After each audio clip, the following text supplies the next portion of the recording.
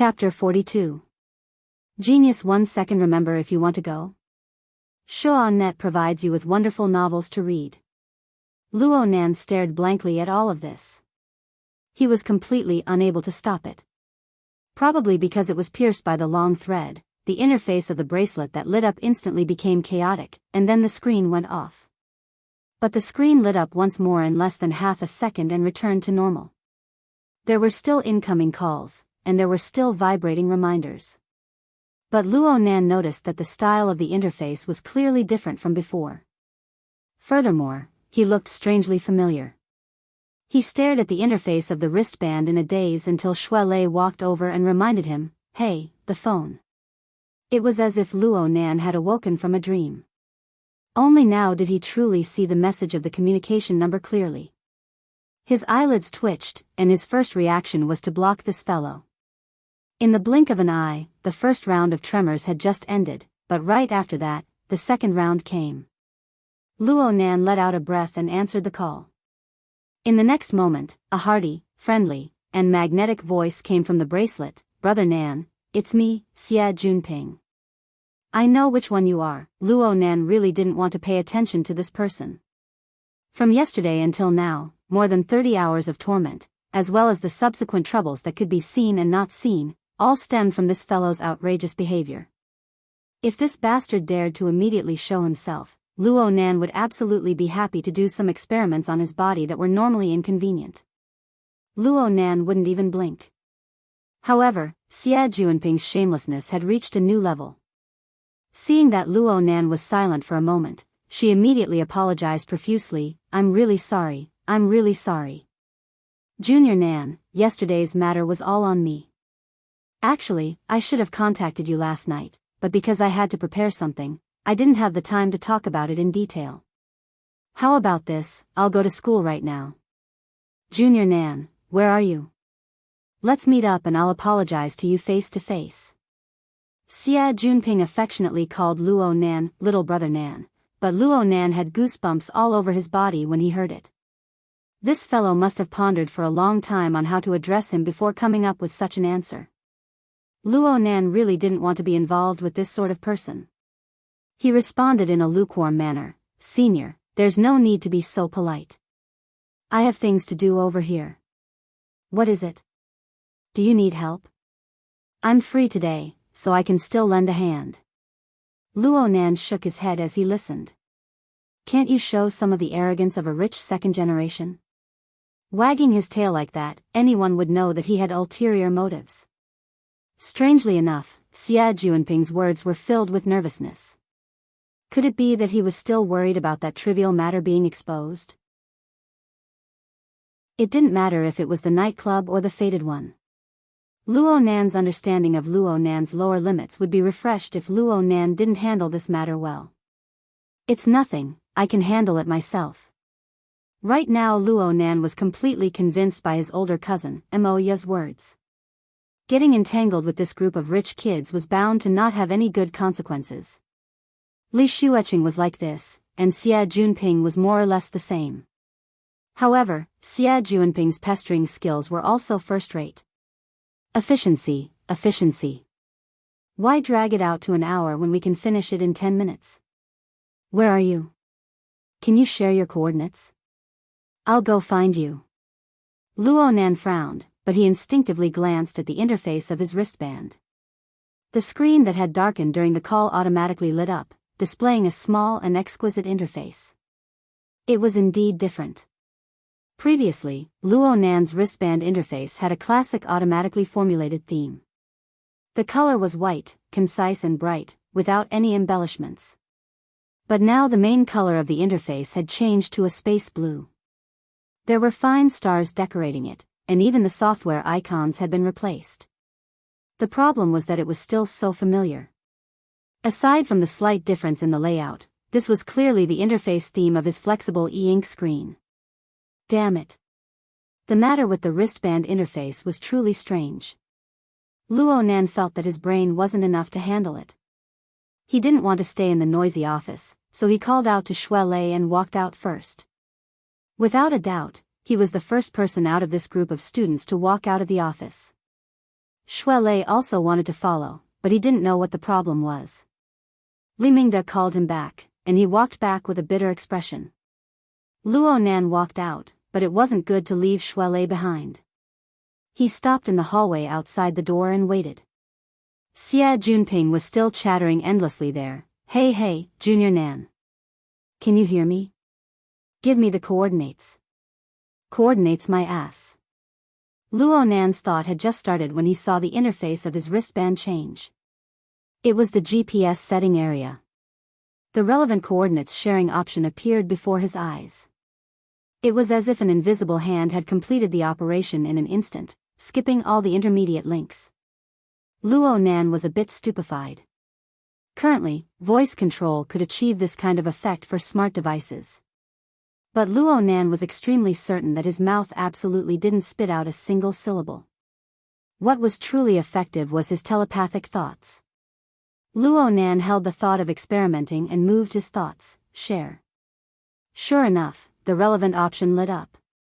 Xie Junping was overjoyed on the other end of the phone. He hurriedly said, "I'll be there soon," and cut off the call. Luo Nan looked at the interface of his wristband in a daze. He had actually set up a portion of the data sharing between the wristband and the flexible e-ink screen. The interface's false labels were fine, but what was up with this telepathic control mode? Telepathic control wasn't something new, but the problem was that Luo Nan didn't carry any sensing equipment.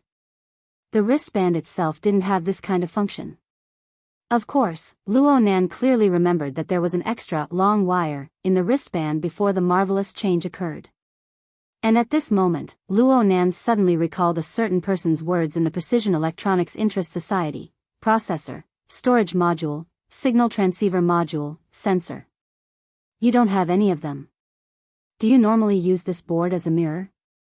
Of course, the flexible e-ink screen wasn't a mirror. Luo Nan was using it very well. If this fact were to be established, then wouldn't that mean that the long needle possessed a processor, storage module, signal transceiver module, sensor, and other complex functions? Let's not talk about anything else, but in terms of storage and sensor, reality was impatiently verifying it for him. While Luo Nan was in a daze, students came out one after another from the office. Some walked hurriedly. Some let out long sighs of relief. But there was no trace of Shuelei. Finally, there was the sound of the door. It was Li Mingde who came out first. His expression wasn't too good. Shuelei came out after him. He saw Luo Nan and grinned at him. Li Mingde also saw Luo Nan. He still remembered the student who had avoided his good intentions and walked out of the office.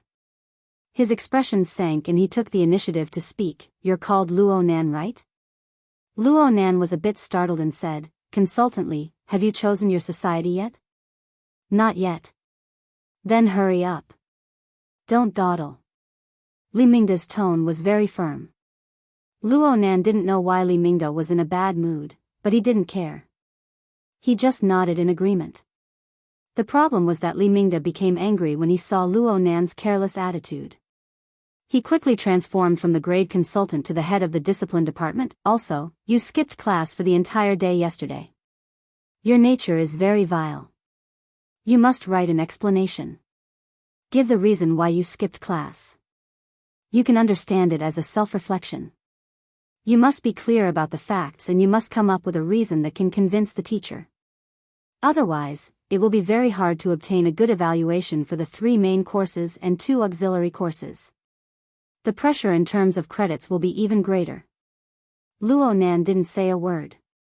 He just bowed to show that he understood. Li Mingde was especially annoyed by Luo Nan's silence, but he couldn't say much. He walked away with his hands behind his back with a calm expression. He walked to the entrance of the elevator before shaking his head and snorting, "Child." Luo Nan and Shuelei looked at each other. They were both helpless. "What did he call you for just now?" "It seems that there's some sort of fight club that wants to recruit me."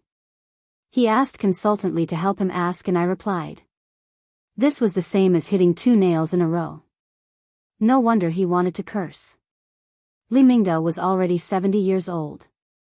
He had the privilege of flaunting his seniority. Luo Nan and Shui Lei didn't care about this. They prepared to leave from another place. The elevator door opened on the other side of the hallway and Xie Junping hurriedly came out. The corners of his clothes carried the wind. He didn't look sideways as he brushed past Li Mingde. Li Mingde was stunned. He wanted to greet him, but he saw Xie Junping sweep a glance at Luo Nan and burst into laughter. Junior Nan. Junior Nan. You made me look for you.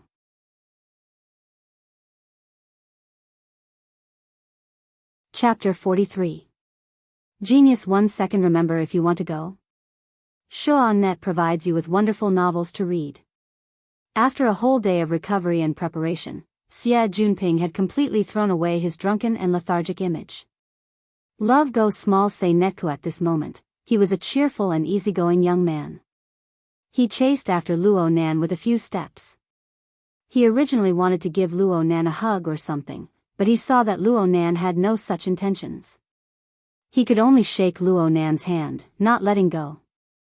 He shook Luo Nan fiercely. Brother Nan, it's all thanks to you, all thanks to you. Luo Nan was unable to endure Xie Junping's enthusiasm. He pulled his hand out and took the opportunity to introduce Xie Junping and Shui Lei to each other. Xie Junping treated Shui Lei as a good friend of Luo Nan's. He was 120% cordial. After greeting them, he asked, "What business did you guys come here for? Is everything all right?" Shui Lei had also met Xie Junping once at the Society Promotion Conference. He had no impression of Luo Nan back then, but he still recognized Xie Junping, one of the main speakers. Without thinking too much, he answered honestly, "It's about the club. It's almost due, so Advisor Li is rushing us." Society? Consultant Li? Brother Nan, did you join? Xie Junping was shocked and turned his head to look around. Luo Nan was baffled by his reaction. He shook his head. Not yet. At this time, Li Mingde had been watching from the entrance of the elevator for a long time. Seeing that Xie Junping's attitude wasn't right, he wanted to dodge into the elevator. However, as he was older, he wasn't that agile. In the end, he was caught by the corner of Xie Junping's eyes. "Hey, Uncle Li, I was in a hurry just now and didn't see you. Please don't blame me." Xie Junping called out in a loud voice. Li Mingde squeezed out a smile on his face. He had just reprimanded Luo Nan for a bit. It was hard not to feel guilty in his heart when he saw the exchange between Xie and Luo. He responded with a single word and waved his hand, wanting to leave. "It's fine, it's fine. You guys take your time. I have something to do, so I'll leave first." "Wait a minute, don't I have to look for you for the club's matters?" Hearing Xie Junping's words, Li Mingde hesitated for a long time, but still strolled back. His face was smiling amiably, but his heart was really uneasy.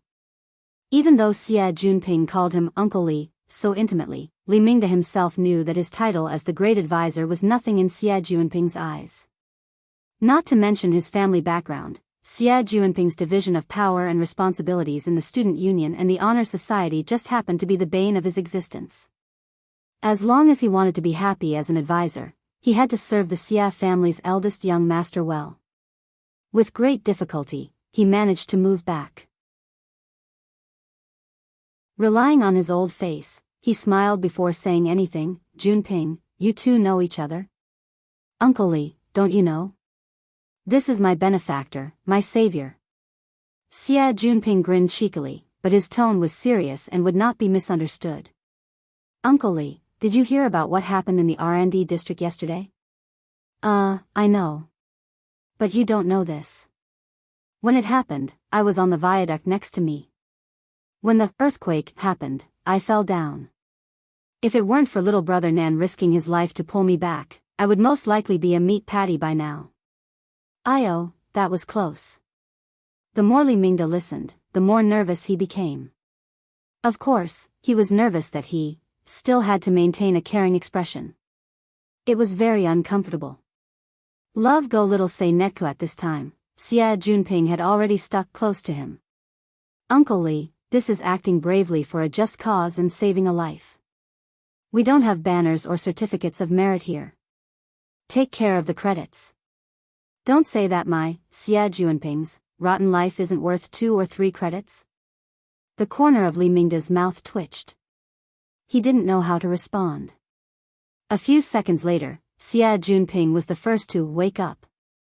That's right, it's really troublesome for our school to apply for extra credits. I didn't think it through. Uncle Li, how about this?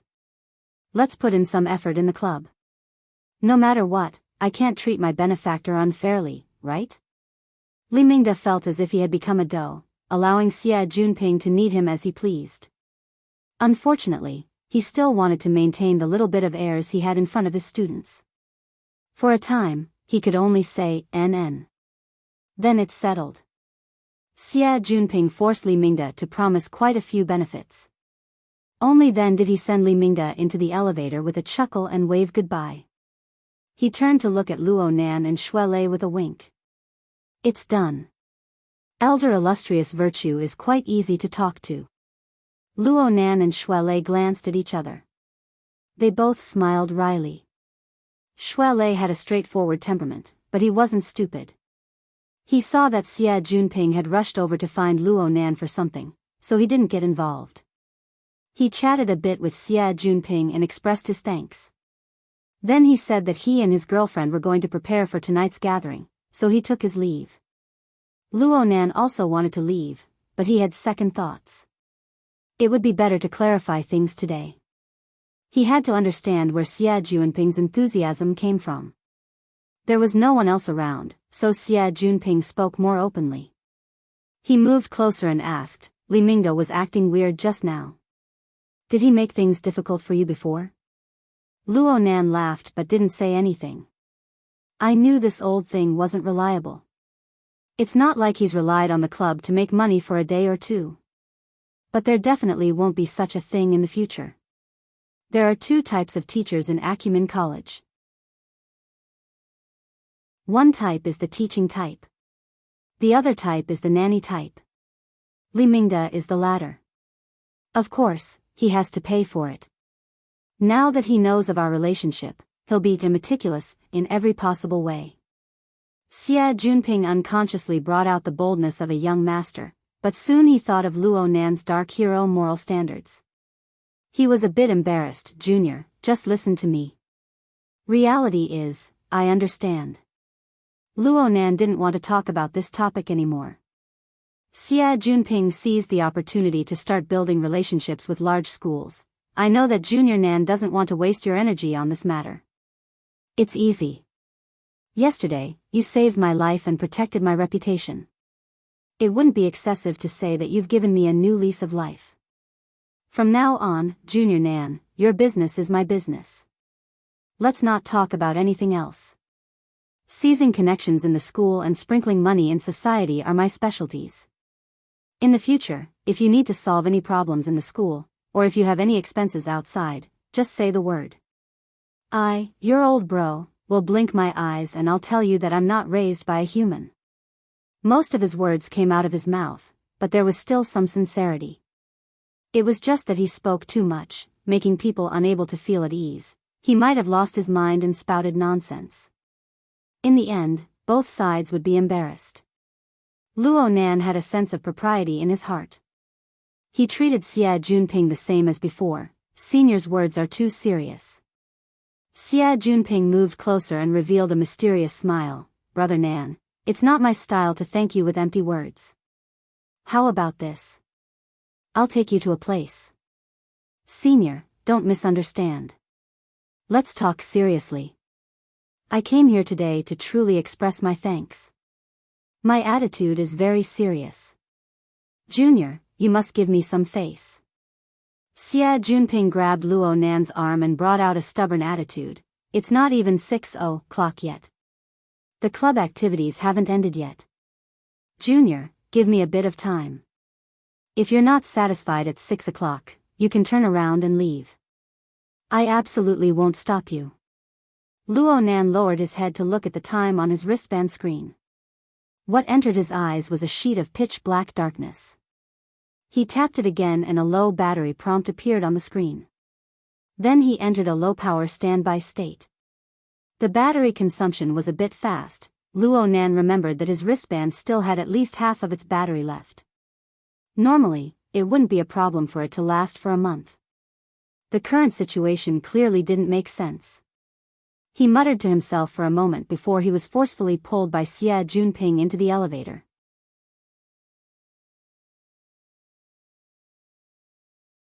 Chapter 44.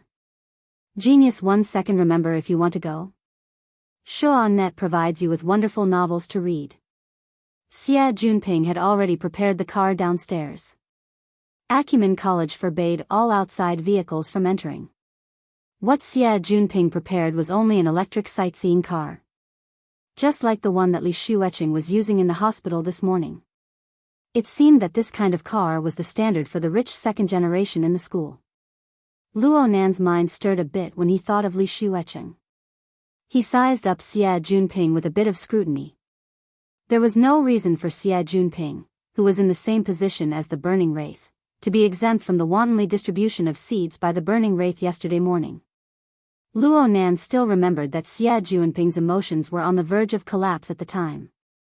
This sort of intense negative emotions was precisely the Burning Wraith's favorite. However, from the looks of it, this fellow was completely normal.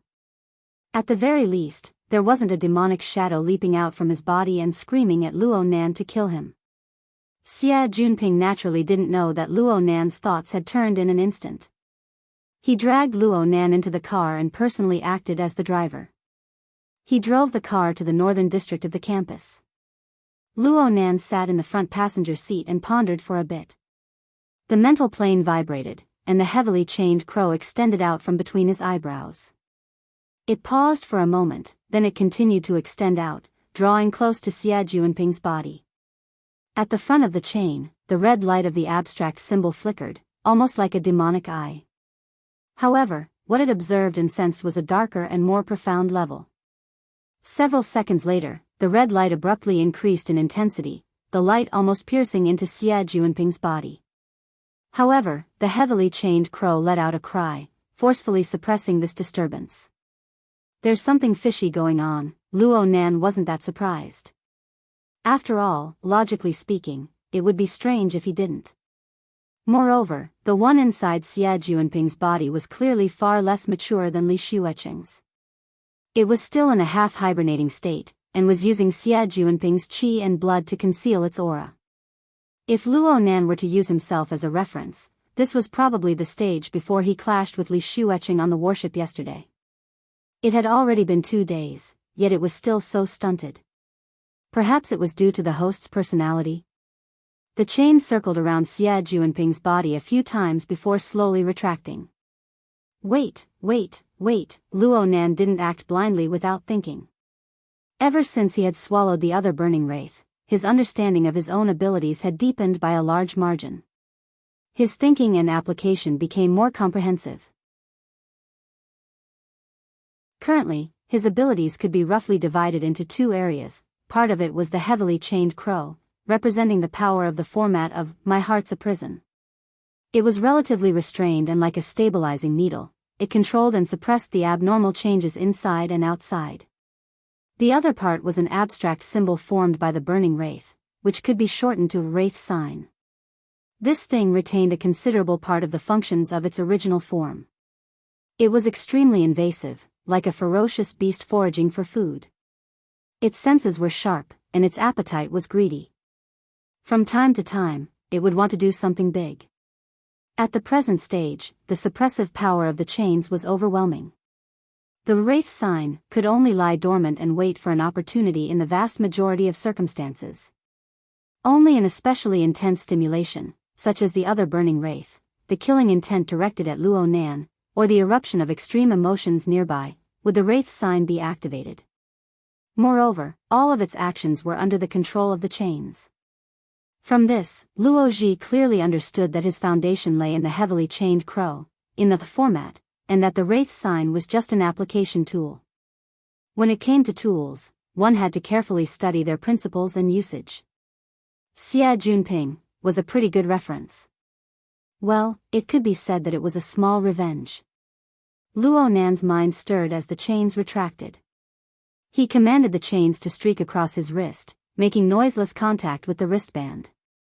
The sealed enclosure of the electronic device was completely meaningless to the mental scan. The various devices inside were the same. Correspondingly, Luo Nan discovered that the resolution of his own senses had a limit. He could only have a rough sense of the internal structure of the wristband. It was extremely fuzzy. The only exception was that long thread. It was extremely eye-catching. Or perhaps it could be said that it was too dazzling. When it made contact on the purely mental plane, the dazzling radiance above the long thread was truly like lightning streaking across the night sky. Of Luo Nan's two ability modules, the Wraith sign had no reaction whatsoever. As for the heavily chained crow, wasn't this a conducting wire? Luo Nan let out a muffled groan. He was caught off guard, and the lightning actually followed the heavily chained crow to hack into his brain from the space between his eyebrows. His body shook violently. What's wrong? Xie Junping jumped in fright. It's nothing. Luo Nan rubbed his forehead, his expression odd. If one were to pick the best place in Acumen College, it would undoubtedly be the city wetlands that the school had deliberately circled when it was founded. As one of the green lungs of the city, this place was practically completely covered in vegetation. It breathed in and out fresh air at all times. And the slightly damp ground seemed to be able to permeate the gurgling sound of the long river that passed through the forest into one's blood vessels. Therefore, most of the beauty of Acumen College lay in the wetlands. Half of the beauty of the wetlands lay in the long river that quietly flowed through the forest. The long river divided the wetlands into the north and south banks. It also divided the tranquil and bustling areas. The bustling south bank's landmark building was the school's auditorium. North across the river was the lush wetlands jungle. Practically no traces of man-made structures could be seen at a glance. At this time of day, the south bank was like a weave of people, while the north bank was relatively quiet. Xie Junping led Luo Nan into the jungle of the north bank. He seemed to be very familiar with the path. He was always able to pick the smoothest path among the small paths in the forest, and he continued to advance. At the same time, he gave an introduction. Compared to the south bank, the north bank actually occupies the majority of the wetlands. Many of the school's research institutes are located here due to the good environment. However, each one of them comes at an exorbitant price. Not only do they have to pay exorbitant taxes, but they also have strict restrictions on construction materials, infrastructure methods, and structural design. As for the degree of strictness, you'll understand when you look at the auditorium. Acumen College's auditorium was well known among the schools in the entirety of Xia City. It had an ancient Oriental architectural style with flying eaves and arches. It was hidden within the jungle, and it was a part of the wetlands garden. However, the surface portion of the auditorium didn't have any practical functions. Its functional area was completely underground. Only in this way could it accommodate over 100,000 teachers and students attend the ceremony at the same time. See? The auditorium is in the wetlands. You still have to lie down. According to the regulations, no buildings are allowed to exceed 15 meters in height within the wetlands. In other words, it's a quarter of the height of Climbing Hill. The Climbing Hill that Xie Junping spoke of was across the river from the auditorium. Actually, it was just a small mound that was only 60 to 70 meters in height. Right now, the trees on the mound were like a sea. Green, yellow, and red leaves intertwined in a gorgeous display of colors. An octagonal pavilion stood on top of the mound, giving it a wide field of view. One could practically see the entire region. It was the most refreshing view. Actually, Luo Nan quite liked to go up there and gaze at the wind from afar. It was precisely because the scenery here was very agreeable to his heart that he had endured Xie Junping's suspense all this time. Xie Junping's mouth gushed without end. There aren't many places in the wetlands where buildings can be built. And no one can bear the crime of destroying nature. If one wants to achieve complete functionality, then one can only find underground space. But the problem is that the geological structure is within the scope of the wetlands protection. The south bank is a bit better, but digging 3 meters down from the north is against the rules. Those research institutes want to act pretentious, and that's bitter.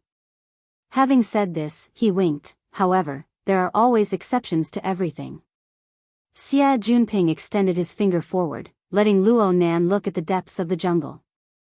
There was a corner of a certain building that sprouted dense branches and leaves. The first thing Luo Nan felt when he saw it was that it seemed very old. It was probably because the edges of the building had a rust-like color. It gave people the impression of roughness. Xia Junping beamed. Don't look down on it. Gear, which is the building before our eyes, is an exception among the 39 research institutes and society buildings on the North Bank.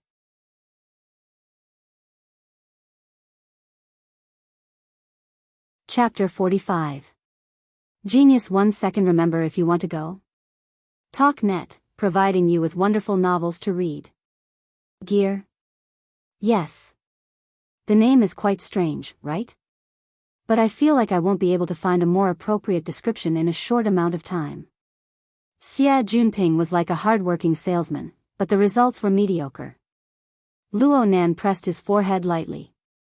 He had already formed a habit of doing similar actions during this period of time, and it made his concentration less focused. The two turned around the natural forest wall barrier as they spoke. Soon, they saw the front of the building. It was just like the impression they had just gotten. The outer wall of the building was a rusty red. It didn't look like any color of the surrounding natural environment. Instead, it looked like rusty metal with a bit of paint. The main body of the building was covered by the long vines and weeds of the jungle. The light in the jungle was gradually dimming, making it even harder to see the overall layout of the building. Xia Junping was a bit worried that this kind of exterior would give Luo Nan a bad impression. He rushed to add, less renovations have been done in the past 2 years. The environment is a bit messy, but the inside will definitely give you a pleasant surprise. Luo Nan didn't say anything. He just wanted to see what Xia Junping was up to. The two followed the small path overgrown with weeds and turned to the main entrance of the building. This place should have been a small plaza in the past, but it had already been taken over by the jungle due to the lack of people taking care of it. If the main entrance wasn't tightly shut, the long vines of the wetlands would have extended into the main hall. Right now, the entire building was tightly surrounded by the jungle. The small plaza was the best location in the vicinity, but it was still hard to see the entire building. Only now did Luo Nan realize, there's no one here. There was one last semester, but now it's just an empty shell. Xia Junping used his wristband to connect to the AI's authority. The metal main entrance of the building immediately lifted up, and the hall space inside automatically lit up. Xia Junping led Luo Nan through the door and explained to him at the same time, this place currently belongs to the Order Club. It used to be a very active old club. I've even heard that it was established before the school was founded. During its golden age, it attracted the sponsorship of over a dozen of the world's top 500 rich people. It was extremely awesome. But there were too many rich people. It was troublesome. Especially after the first few old members graduated. The younger generation relied on their respective rich people and fought to their heart's content. The club was originally a good club, but it was forcefully turned into an azura field. Hatred was tied into a dead knot.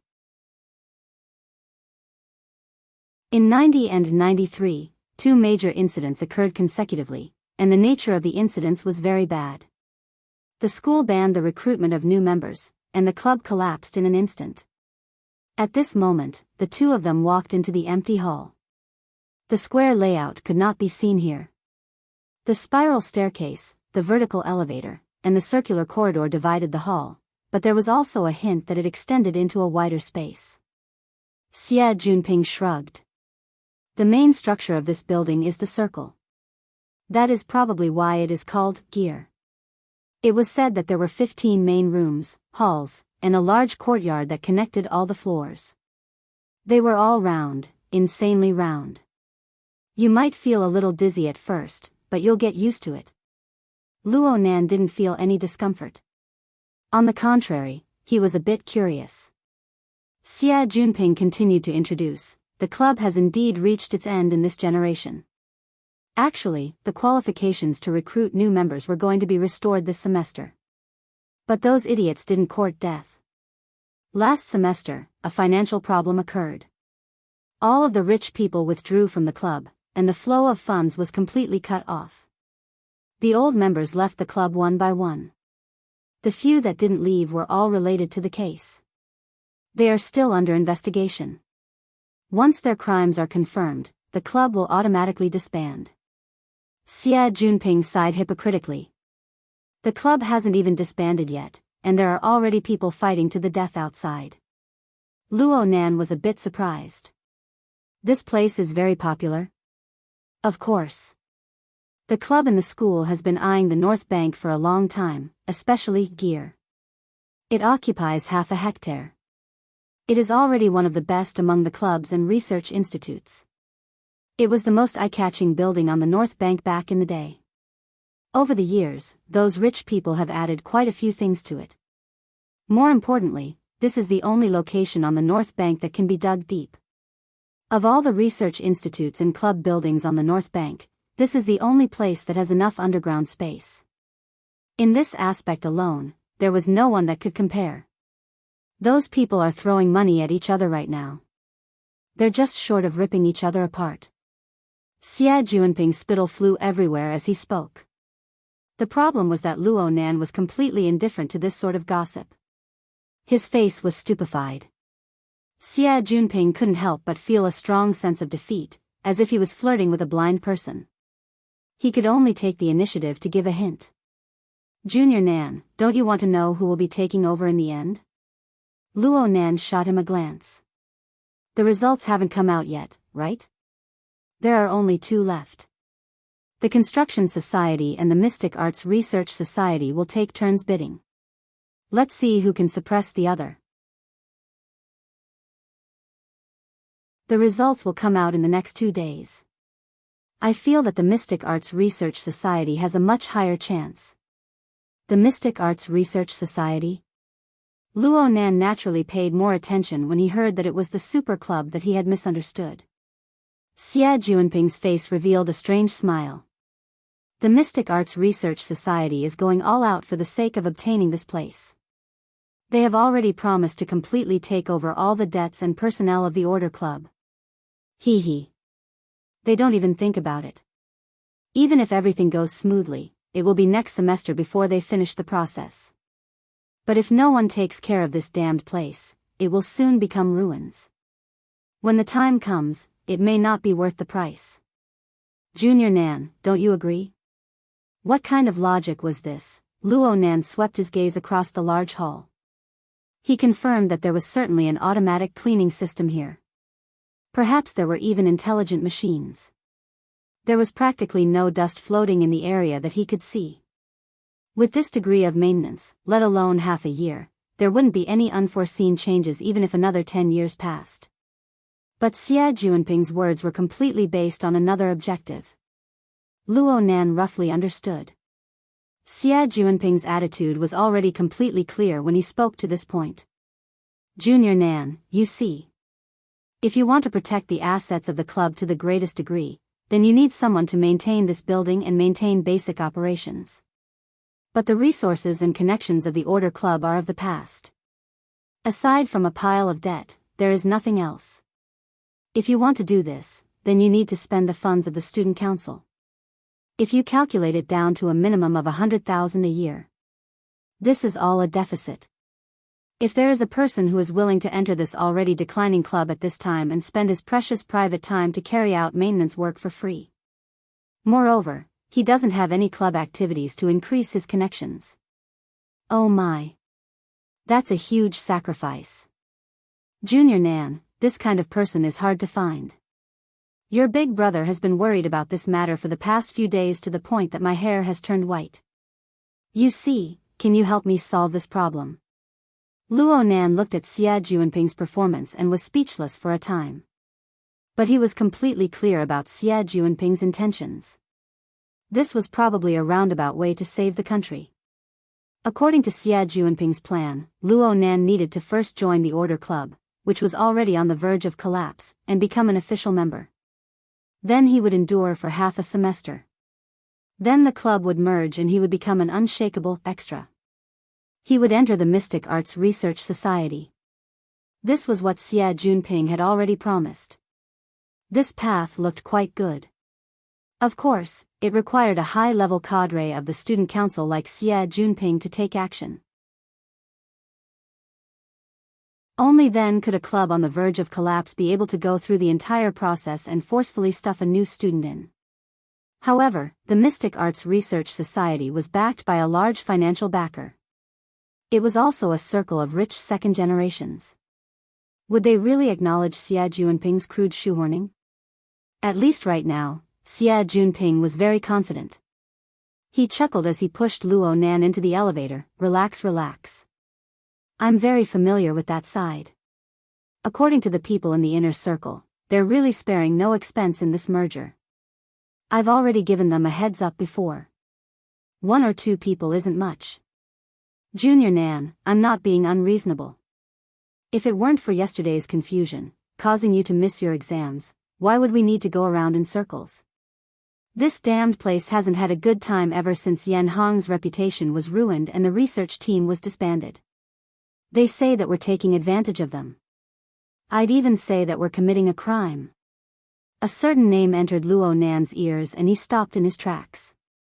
He suddenly turned his head. Which one are you talking about?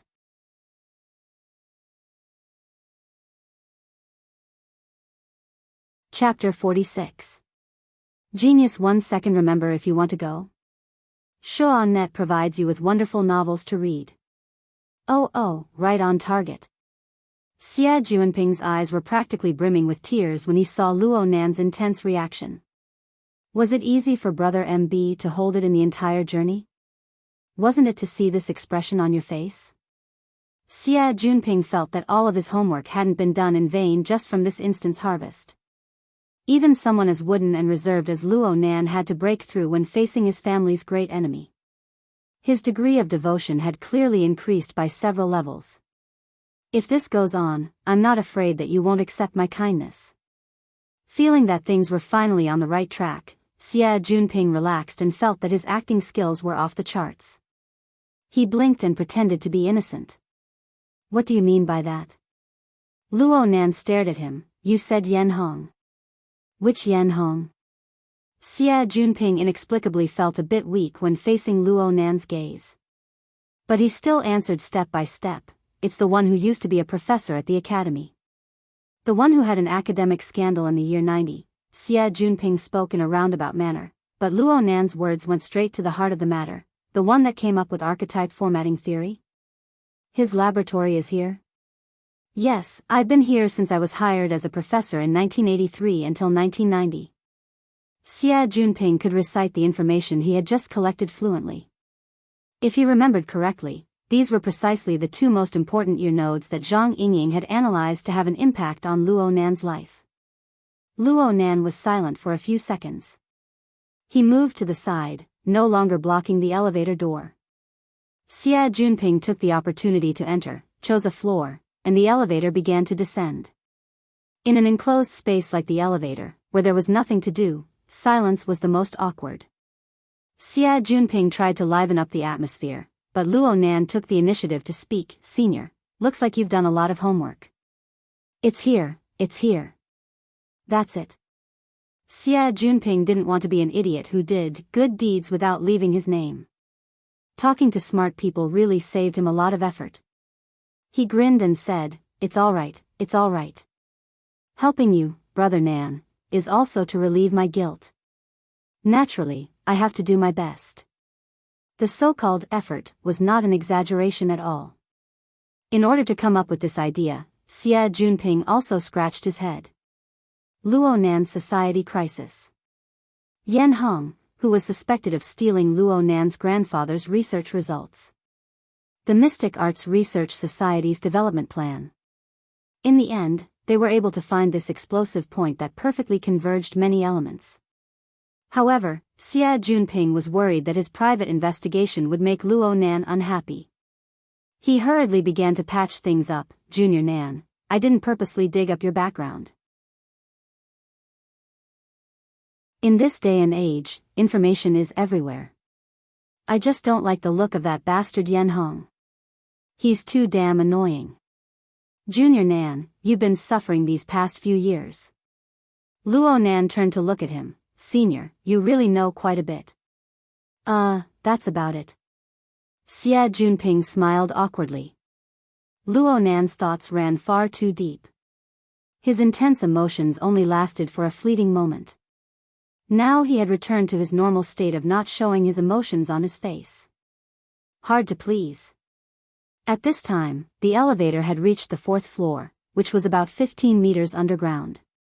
The elevator door opened, and their field of vision suddenly widened. This floor has been completely cleared. It belongs to Gear's central control room.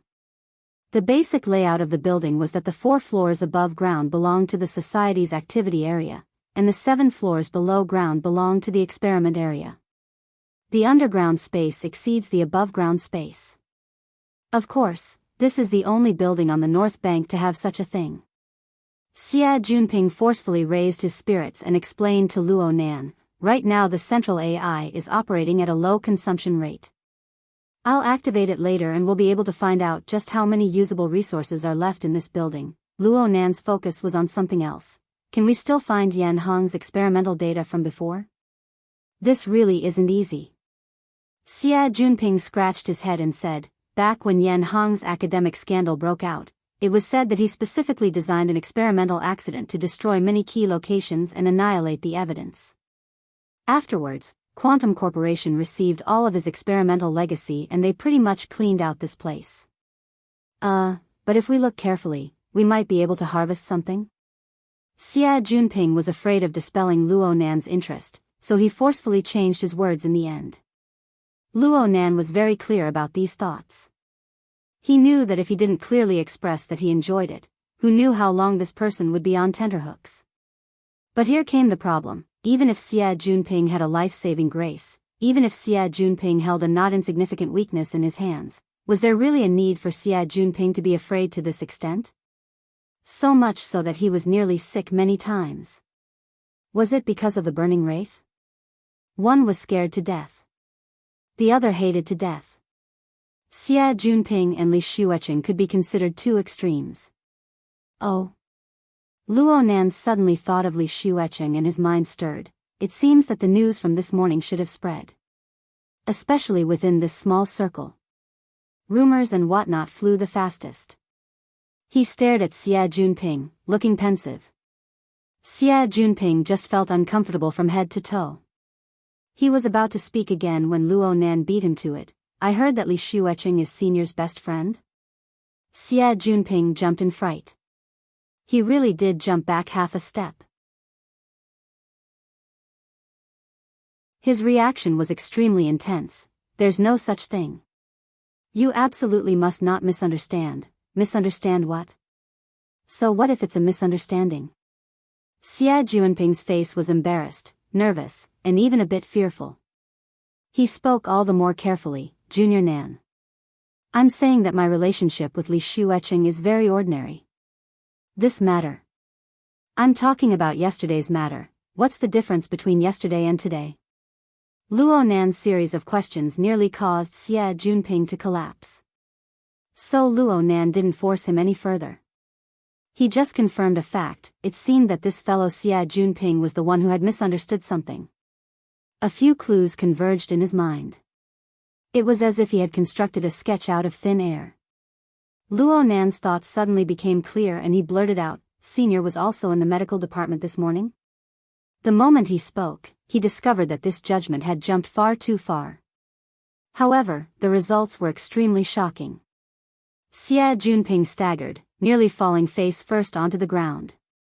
Luo Nan grabbed him by the shoulder, saving him from the pain of his face hitting the ground. But Xia Junping's reaction was absurd to the extreme. He screamed, I didn't see anything. All right, the matter was finally made clear. Xia Junping really was in the medical department this morning. Moreover, He was in the same hospital as Li Shuecheng because of a fight over a woman's affections. Li Shuecheng ran fast during the earthquake, so Xie Junping fell behind. Li Shuecheng and his group were in a hurry. They didn't see Luo Nan in the crowd, but Xie Junping did. And he saw with his own eyes that Li Shuecheng and Luo Nan passed each other for a few seconds before Li Shuecheng fell unconscious. Li Shuecheng sank into shock and was still in the intensive care unit. If it were anyone else, they wouldn't have thought too much about it. But Xie Junping knew of the conflict between Luo Nan and Li Shuecheng. He also obtained a few details from Lian Yu and the others. More importantly, his life was hanging by a thread yesterday morning. He was awed by Luo Nan's strange gaze. The more he thought about it, the more he felt that it was mysterious. He unconsciously leaned towards a few bizarre directions.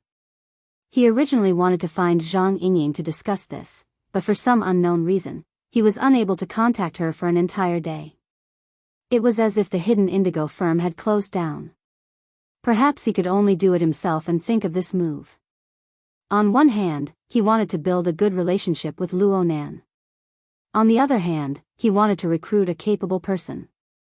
Xie Junping's current state was completely unfazed. He just needed to use a bit of strength and he would be like a bamboo tube pouring beans. Luo Nan sighed and patted Xie Junping's shoulder. Xie Junping had said so much, but he had missed the most crucial reason. Of course, Xie Junping himself was completely unaware of it. Luo Nan borrowed the action of patting Xie Junping's shoulder to shake the heavily chained crow. It came out from between Xie Junping's eyebrows, and the wraith sign flickered with red light. It instantly pierced in and out of Xie Junping's body. Xie Junping shivered inexplicably. And on a plane he was unable to reach, a dark red glowing mist escaped from his body. It was blocked head-on by the heavily chained crow and dispersed with a wave.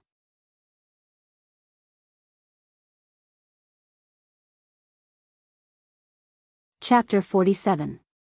A Genius in 1 Second. Remember love?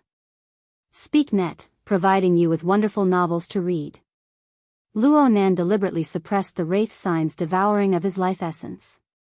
The turbulence on the mental plane ended in a short 2 seconds. Xie Junping couldn't avoid receiving a bit of impact, but it should be within an acceptable range. Luo Nan saw that Xie Junping was absent-minded, so he patted his shoulder in an attempt to comfort him. But who knew that Xie Junping would shake his head before Luo Nan could say anything? His gaze drifted and he spat vaguely. What's that sound? Is he talking nonsense? This was Luo Nan's first thought. But then he noticed that his heavily chained crow slowly trembled and retracted, emitting a crashing sound. Senior? What did you hear? Xie Junping's face turned towards Luo Nan, but his gaze was unfocused. He opened his mouth and suddenly fell backwards. Luo Nan had to support him to prevent the back of his head from smashing into the ground. But right now Xie Junping had already sunk into an unconscious state. He was drowsy, as if he was having a nightmare.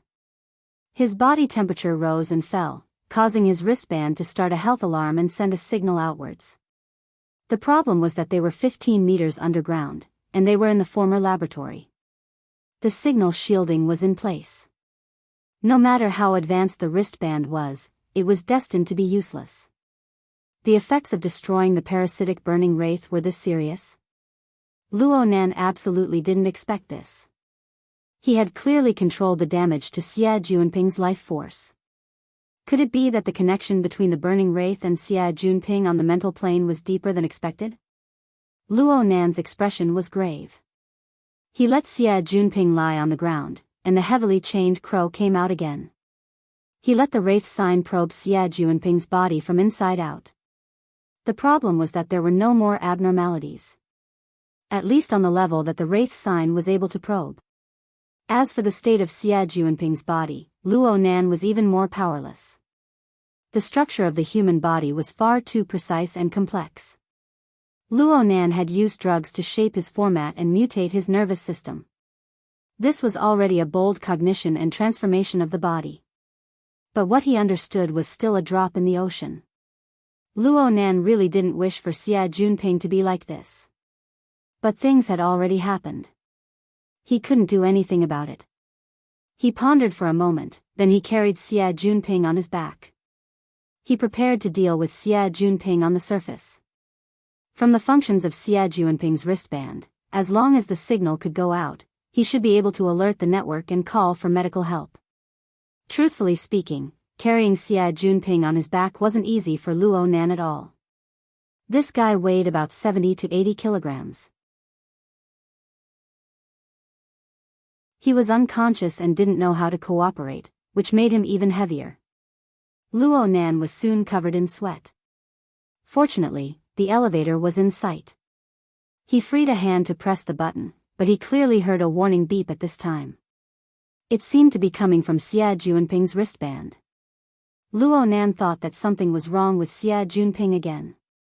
He hurriedly put Xia Junping down and prepared to check on him. But he never expected that in this instant, the sound of an electric switch would ring out and everything before his eyes would suddenly sink into pitch-black darkness. Luo Nan was stupefied for half a second before he suddenly lowered his head. At this moment, there was still a bit of light in the darkness. It came from Xia Junping's wrist, his bracelet. A series of messages flooded the screen. The person granted temporary authority will enter a state of unconsciousness. The laboratory's defense system had entered level B. The awakening function was activated, but the person who granted temporary authority did not respond. There are no other authorized users within the laboratory.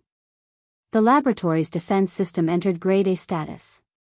The energy system was shut down, the communication system was shut down, the transportation system was shut down, and the life support system was shut down. The laboratory was locked down. The messages finished flooding the screen and the glow of the wristband was extinguished. The faint luster was like the mocking gaze of a devil. It blinked once and then it was ignored. Luo Nan touched the wristband in an attempt to save it, but the wristband's personal defense function was activated. No matter how he touched it, there was no response. Luo Nan smashed his fist heavily against the elevator door. Modern society was undoubtedly a society of authority. The Internet of Things covered every corner of the city. The level of electronic authority determined where you could go in the city and what level you could go. Your body was free, but your authority was controlled. Using the identity of a low authority to forcefully break into the boundaries of a high authority was like hitting your nose against a wall. Or you would be like Luo Nan, trapped on the spot by an inexplicable trap. Authority traps were very common. They were usually located in important locations like elevators, corridors, and other relatively confined and narrow areas. The purpose was to trap unauthorized trespassers and then hand them over to the police to deal with. The area that Luo Nan encountered was much more spacious, but the location wasn't ideal. This was an enclosed space 15 meters underground. In this place, the darkness was like a demon that existed everywhere. The silence permeated the air, conveying unease and fear. Luo Nan stood at the elevator door. He could clearly hear his and Xia Junping's breathing. Several seconds later, he put Xia Junping down and leaned against the elevator door. "Hey, wake up." Xia Junping didn't respond. Pa, there was still no response. Calling, slapping, pinching, and other methods were all used. Xia Junping was still in an unconscious state, but his body temperature had calmed down quite a bit. Luo Nan was speechless. He stood there for a dozen more seconds before smashing the elevator door again. But this time it was a bit lighter. Then he carried Xia Junping on his back and walked back. The darkness followed him like a shadow. This was the most thorough darkness. The damned defense system of the laboratory had cleanly cut off all energy. There really wasn't any light at all. Luo Nan originally wanted to use his own wristband for illumination, but the wristband had entered a low-power state half an hour ago due to the long wire. A bit of light was equivalent to nothing. He simply didn't need it. The darkness had no meaning for him anyway. The dark chain stretched out once more. The Wraith sign at the front flickered with a bewitching red light. This light only flickered on the mental plane, but it shone onto the plane of reality through some form. It allowed Luo Nan to observe the surrounding environment without using his naked eye. In a certain sense, it was even clearer than the naked eye. This could be considered as the out-of-body perspective of the soul. In any case, the feeling of being able to see the environment clearly was quite good. The unfathomable things within the pure darkness were swept away in an instant. The pressure on the mental plane was somewhat alleviated. Luo Nan found a chair in the empty central control room. He placed Xie Junping on it and ignored him for the time being. He walked in front of the control panel that had already been completely shut down. He casually pressed a few buttons, but there was no response at all. The threat of reality was still as heavy as ever. Luo Nan didn't forget the last bit of information that flashed on Xie Junping's wristband. Of the several systems that had been completely shut down, the most fatal was undoubtedly the life support system. If this system didn't constantly circulate air in the enclosed space 15 meters underground, the trapped people, including trespassers and temporary authority holders, would face the risk of suffocating to death before long. From this, it could be seen that the owner of this laboratory was truly vicious and merciless. If one were to scrutinize the legal provisions, this was undoubtedly illegal. But when Luo Nan thought about who the previous owner of this laboratory was, he felt that this was quite in line with his own psychological expectations.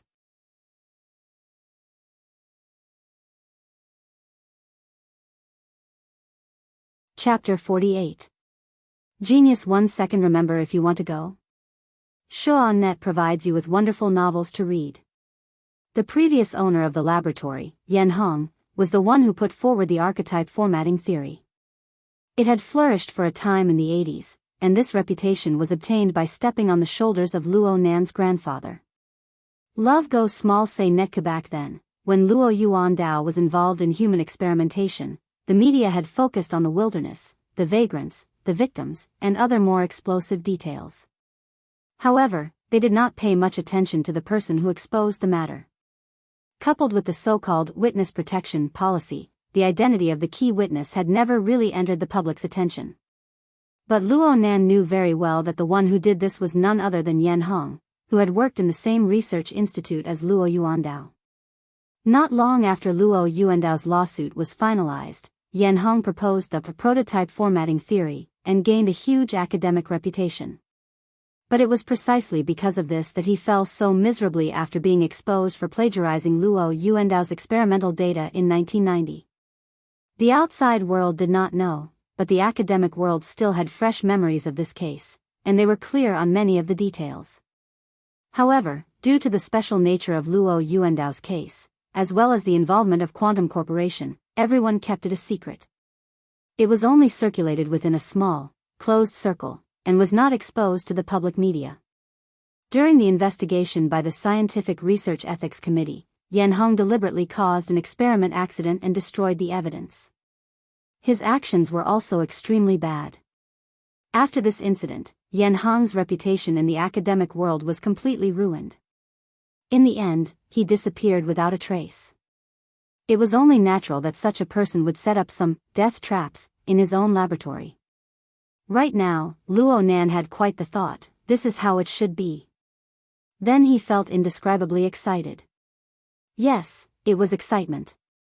Ever since Luo Nan understood the cause and effect of his grandfather's case, he very naturally viewed Yan Hong as the main culprit. For the young Luo Nan back in the day, Yan Hong, who was like the sun at high noon at that time, was fully deserving of being the final boss. He was the target that Luo Nan would defeat in the future. Unfortunately, before Luo Nan could grow up, this boss inexplicably collapsed in the year 90. The results of his research became a part of Quantum Corporation's acquisition of many intellectual properties. Though Luo Nan hadn't completely lost his goal to strive for, he still felt a sense of loss in his heart. But who would have thought that after 6 years, in an abandoned laboratory, he would actually get the chance to fight with this boss from a distance? Even though he was just imagining an empty target, it had an exceptionally different meaning for Luo Nan. Luo Nan's thoughts were unprecedentedly lively. His courage and boldness were unleashed to the extreme. He took a few deep breaths to calm his mind. He stood in front of the control panel, and the heavily chained crow cut into it. As the central control area of a laboratory, the equipment here was nothing more than a few control panels and a few screens. Its function was similar to that of a surveillance center. Under normal operation, one could see the interior of the building, including every corner of the surrounding area. When it came to the core modules of the energy and life support system, this was only a control panel. At this moment, when the power was completely cut off, it had no practical significance. Luo Nan's idea was to utilize the sensing abilities of the heavily chained crow and the wraith sign to trace the connections of the various equipment within the central control console. He would find the location of the core module and think of a way to reboot the system. Love goes small say netkuaz for how to interfere with reality from the spiritual level. He wanted to give it a try. The heavily chained crow was like a python piercing through the darkness. It followed the complicated wires of the sealed area all the way down. The wiring of the laboratory was extremely clear. The highly integrated structure saved Luo Nan quite a bit of trouble. During this time, he only made one mistake before he found the true location of the central control system. One end of this place was connected to the independent power station of the laboratory. The other end was connected to the core supercomputer and every other system module. Frankly speaking, this was a bit too unfriendly for Luo Nan, this electronic noob. Luo Nan hesitated for a bit before choosing the power station. After all, the most fatal problem right now was the power outage. If he could realize the reactivation of the power station, then he would have won half the battle. But right when he changed the direction of the heavily chained crow, the depths of his brain where his main body was located felt a slight numbness. Then there was a flash of electricity that directly hacked out. It was that mysterious and unfathomable long thread. Of course, in this enormous laboratory, the long thread couldn't even be considered a strand of hair. But the lightning that it had transformed into traveled along the heavily chained crow. In the blink of an eye, it leaped out from the front end of the chain and disappeared within the dense electrical wiring. Luo Nan covered his head. He couldn't understand what he was thinking for a time. This long thread was a little too strange. When the long thread seeped into his wristband, it inexplicably opened up an interface that should have been on the flexible e-ink screen. It also consumed a large portion of the wristband's power. Luo Nan's initial judgment was that it was a special kind of electronic device. It was possible that it had integrated a processor, a memory module, a sensor, and many other functions. But when Luo Nan's heavily chained crow swept past, the long thread actually had an intense reaction. It charged all the way into his brain in an inconceivable manner. Luo Nan's period of absent-mindedness was because the long thread seemed to have fused into a certain location in his brain. But it possessed an intense sense of existence. The brain didn't feel pain.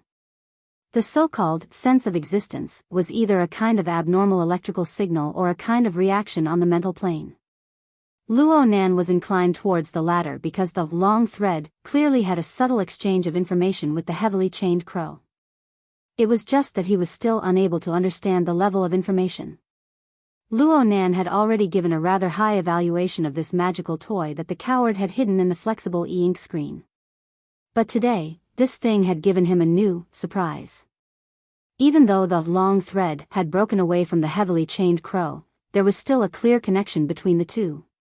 Luo Nan could sense it from this. The electricity it transformed into followed the cable and advanced in a reverse direction. It instantly entered Luo Nan's estimated location of the power station. That area suddenly brightened a short second later. From Luo Nan's perspective, the surging electricity simply seemed to be assaulting his face on the level of his senses. Under his influence, the heavily chained crow suddenly retracted. But it was still too slow when compared to the conduction of electricity at the speed of light. It was because of this slowness that an inconceivable marvel unfolded before Luo Nan's eyes. Amidst the blinding lightning, he saw a tree that had suddenly grown. Its roots grew within the power station and its trunk followed the flow of electricity to ram into the central control system. Then its countless luxuriant branches cut into the various system modules. The laboratory that was as silent as death came alive in an instant. An innumerable amount of electrical signals converged from each system module before being transmitted densely. The direction of the signals was clearly towards the heavily chained crow that was already trapped within the enormous tree. It was also clearly towards Luo Nan's side.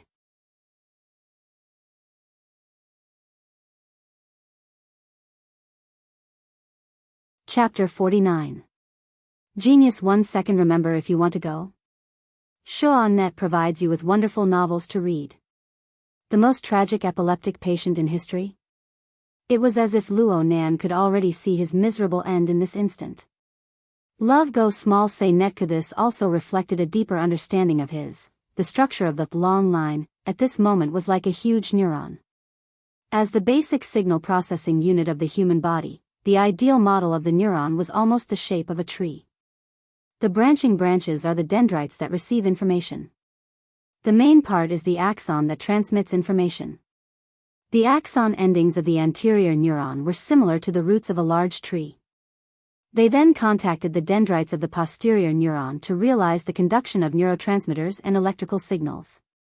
Just like at this moment, the tree, growing between the various system modules in the laboratory, was collecting a massive amount of electrical signals from the various system modules and transmitting them. The problem was that this large neuron had a different structure compared to a normal neuron. It did not realize autonomous operation. Instead, it used its roots as an external source of energy. The end point of the transmission of information became the heavily chained crow that fused with the main trunk.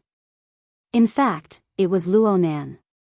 In a certain sense, the large neuron that was the incarnation of the long thread was like an external artificial organ for Luo Nan.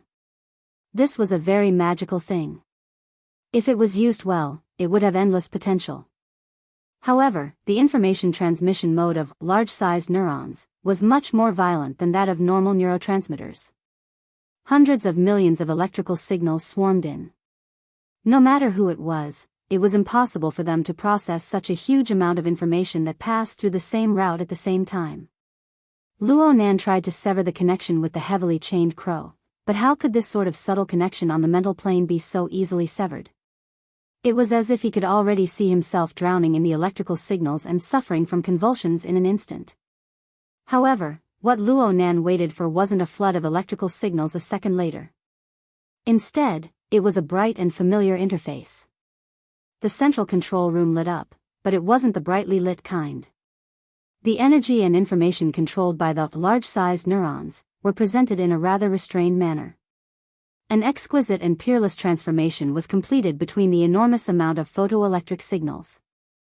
The results were transmitted to the enormous screen in front of Luo Nan.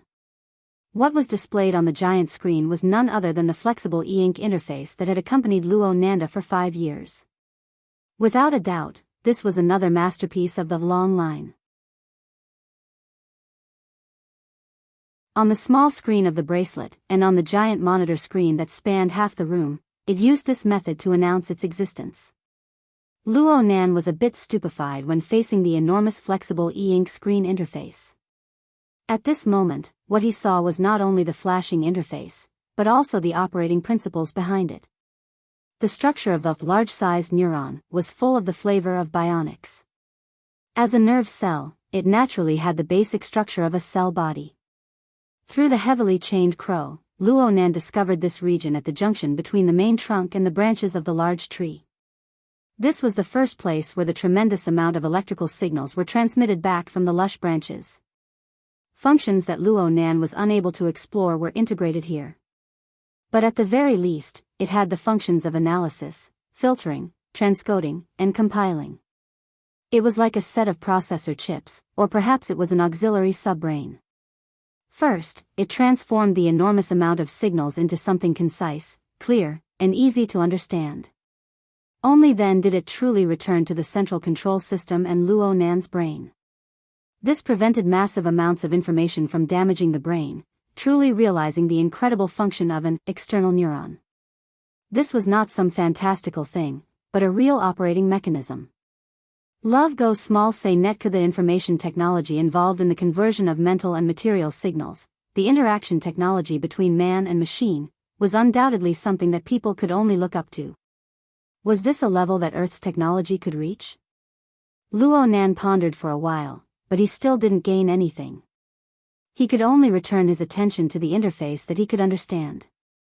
At first glance, the flexible e-ink screen's interface was still the same style, but there were still some changes. The interface that Luo Nan used was always very refreshing. There weren't many applications that he chose. For example, he usually only used the flexible e-ink screen to surf the web, draw, read e-books, and so on. He didn't download any extra applications. There were exactly 8 application icons on the main interface. Among them were the 5 basic functions of the system: time, calendar, video player, browser, and settings. Luo Nan downloaded the file editor, and his cousin's group forced him to download the popular communication software on the market. Finally, there was the drawing software that had always existed. These application icons were arranged vertically, taking up 2 rows. There were 4 icons in each row. The layout was clear at a glance. But at this time, Luo Nan clearly saw a new icon on the enormous screen. It was a crisscrossed gear structure. If it weren't for the difference in color, it would have been mistaken for a classic setting icon. And the icon's logo was very direct. It was the word gear. The external neuron also had the ability to automatically download applications? Luo Nan's thoughts stirred slightly. The telepathic sensing he had experimented with before was actually still working. A new interface opened up, and a set of building plans and elevations appeared in front of Luo Nan. Luo Nan confirmed with a glance that this was, without a doubt, the building blueprints of gear. This was because the characteristics of this set of blueprints were far too distinct. No wonder it was called gear. The entire building had at least 100 circular spaces that could be seen. They were scattered in various locations of the 7-story building. And looking at the structure, there were indeed a few doors and entrances that were designed in the rack style.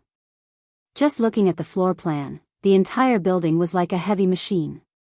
Every part of the building was connected together in a gear-driven manner, forming an inseparable whole. It was marvelous and exquisite. There was also a row of options on the left side of the interface. Right now, practically all of them were grayed out. None of them could be selected. Only the option at the very bottom was still filled with a full luster. The name of the option was quite strange: observation platform. Luo Nan was unable to understand. A sound came from behind him right when he was baffled. Luo Nan's mind stirred, and the interface of the giant screen faded away. The central control room was restored to a darkness where one could not even see their fingers. It was unknown what kind of dream Xie Junping was having at this time. His hands and feet danced in joy, but he was completely unaware that he was sitting on a chair. He instantly lost his balance, toppled over, and fell down solidly. F***ck me, this time, Xie Junping actually woke up completely from the fall. He cursed and extended his hand to cover his head.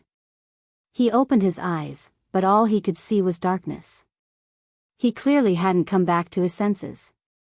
He shouted over there, "Turn on the lights." Luo Nan used his wristband, which was close to shutting down, to emit a bit of light, fulfilling Xie Junping's wish to a certain extent. In this sort of place, under this sort of lighting, the sudden glimmer of light and the silhouette of a face could really scare a person to death. Xie Junping drew in a breath of cold air and let out another cry. He had instinctively dodged, but he had bumped into the chair. Luo Nan didn't want to play around with pleasantries. He directly said, "Senior, it's good that you're awake. You were probably in a bad state just now, so you fainted. The laboratory detected that you lost consciousness, so they cut off your temporary privileges. The energy and life support systems have all stopped working. Take a look and see if your privileges have been restored." Ah.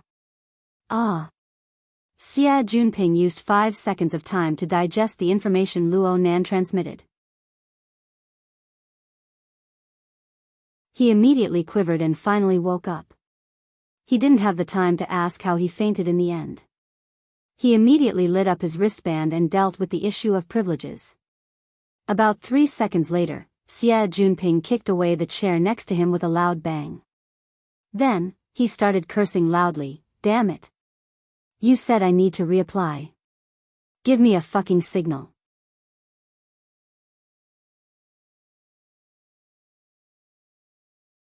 Chapter 50.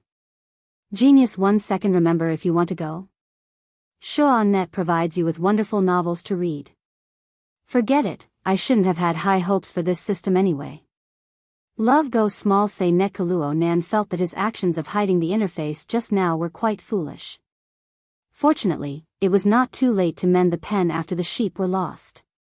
He sighed and knocked on the control panel, causing the giant screen in front of him to light up again. The light of the enormous screen elongated Luo.nan's shadow, causing Xia Junping's jaw to drop to the ground. Brother Nan, you are a hacker? Luo.nan didn't know how to explain, so he simply didn't speak. Xia Junping, on the other hand, grew excited all of a sudden. My goodness.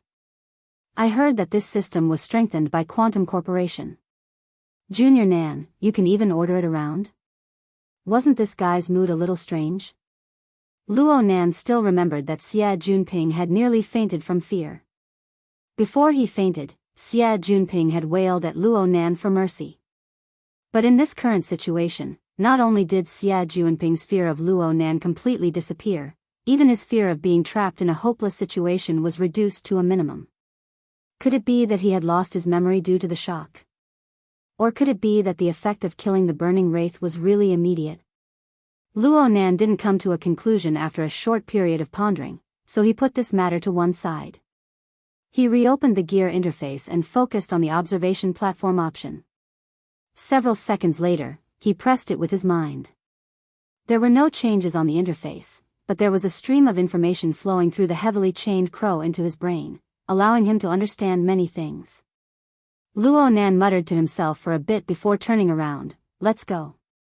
Leave? Where are we going? Xia Junping looked around at the dark surroundings and didn't dare to move. But in the next second, a door automatically opened at the side of the central control room, leading to an even darker space. Love goes small say net. Xia Junping blurted out, secret passage? Turn on the light from the bracelet. Ah. Luo.nan's mind stirred, and the giant screen went out. The room was restored to a pitch-black darkness. Xia Junping exclaimed and hurriedly turned on the light on his bracelet, barely illuminating the road ahead. Since there was light, Luo.nan didn't say much. He directly headed in the direction of the newly opened door. Hey, this is a secret passage, right? Xia Junping lowered his voice and suppressed his nervousness as he followed closely behind. It's a corridor outside. Though the giant screen was extinguished, Luo.nan's large-scale external neuron was still controlling that portion of the resource. It transmitted effective information through the heavily chained crow and transferred it to his cranial nerves. The scene was directly mapped onto his retina. As long as Luo.nan's energy was enough to support the existence of the heavily chained crow, this electronic map would not lose its effectiveness no matter how far the distance was. Of course, without the heavily chained crow to guide the wraith sign, and without the risk of his soul leaving his body, he had become blind in this darkness. He needed a source of light. Xia Junping had already understood the ruthlessness of the defense system from the bracelet. He was completely confused at this time. If it's not a secret passage, how did it open? It should be the original design of the builder. All the portals along the route we took were controlled by an independent power source. The people who modified it later obviously didn't notice this. Why is it so troublesome? Xia Junping shook the beam of light from his bracelet and looked around. Sure enough, he saw that there were public places like corridors along the way. Occasionally, he had to pass through one or two rooms, but there was no need to hide. It's probably a hobby. Luo.nan's brain incessantly flashed with the elevation and floor plan of gear.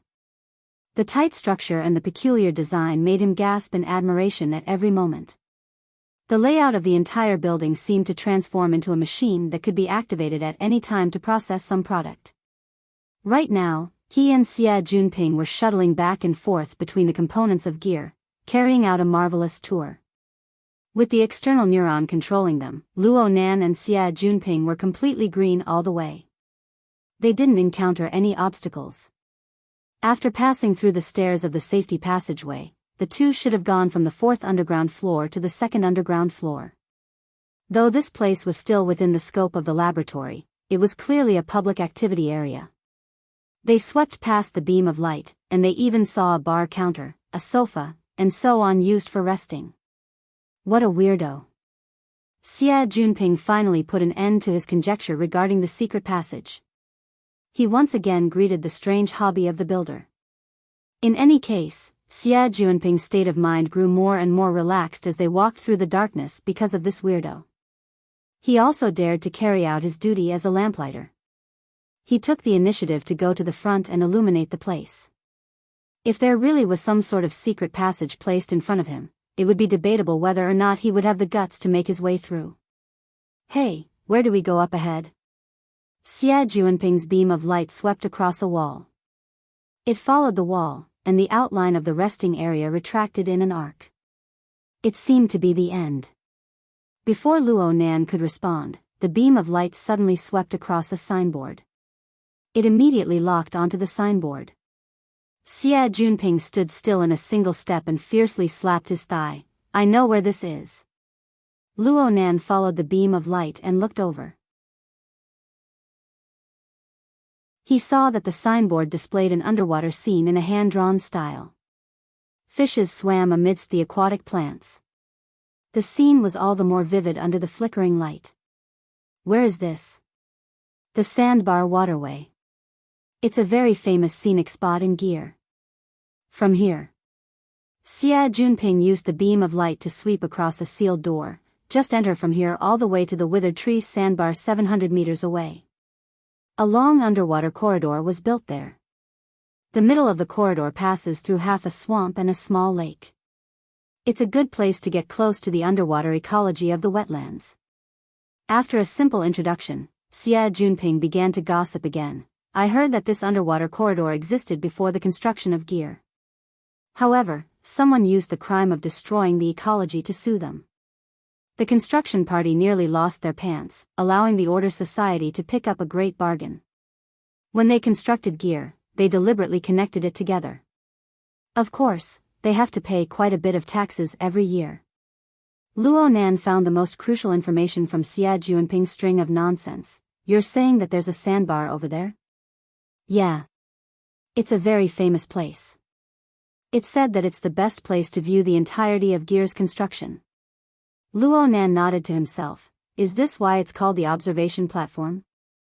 Xia Junping finally reacted at this time. He slapped Luo Nan on the shoulder in excitement. Junior Nan, aren't we free now? We just need to get to the sandbar. F***CK the signal. F***CK. Xia Junping suddenly cursed again. Luo Nan was baffled. What's wrong now? It seems bad. Luo Nan couldn't see Xia Junping's expression clearly, but his voice was a bit panicked. I remember that the water level of the wetlands rose a few years ago. The sandbar was completely submerged.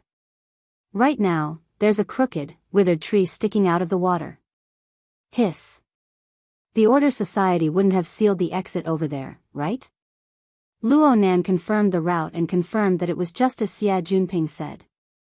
They needed to pass through the underwater corridor. He hadn't discovered any abnormalities so far. We'll know once we go over there and take a look. Luo Nan directly opened the entrance to the underwater corridor. A slightly fishy smell of water assaulted his face. It was probably the result of many years of soaking. Xia Junping sent out a beam of light in a perfectly straight line, but it was impossible to illuminate the end. This long corridor was the same as the building as a whole. It was clearly curved.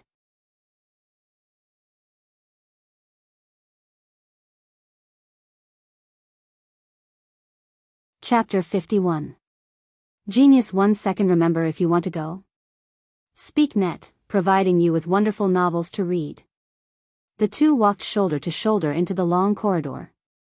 It was still extremely dark and quiet, but the effect was completely different from the deathly stillness of the laboratory. Even though it was dark, they could see rippling water waves within the murkiness as they walked along the long corridor. A tiny amount of sunlight was refracted within the water. It was extraordinarily vivid. There were also faint sounds transmitted from the glass walls on all four sides. The underwater life forms were affected by the light. They came one after another, scraping against the glass walls. The quieter it was, the louder it was. There was one time when Xie Junping couldn't hold back his curiosity. He shot a beam of light into the water and illuminated an alligator. Xie Junping saw the malevolent head crash against the glass wall with a rumble. He instinctively dodged, but he collided fiercely against the other side of the wall. The collision caused tears to flow out. He became much more well-behaved from then on. No matter what, he had to walk along the center of the long underwater corridor. He even took the initiative to lower the brightness of the lighting. In the end, he arrived at the end of the long corridor without any danger. There was clearly a bend here. Xie Junping walked to the corner, trembling with fear and trepidation. He used his wristband to illuminate it, and what entered his eyes was a thick and heavy alloy door. He looked at the series of steel bolts that came down from above, and his entire body felt unwell.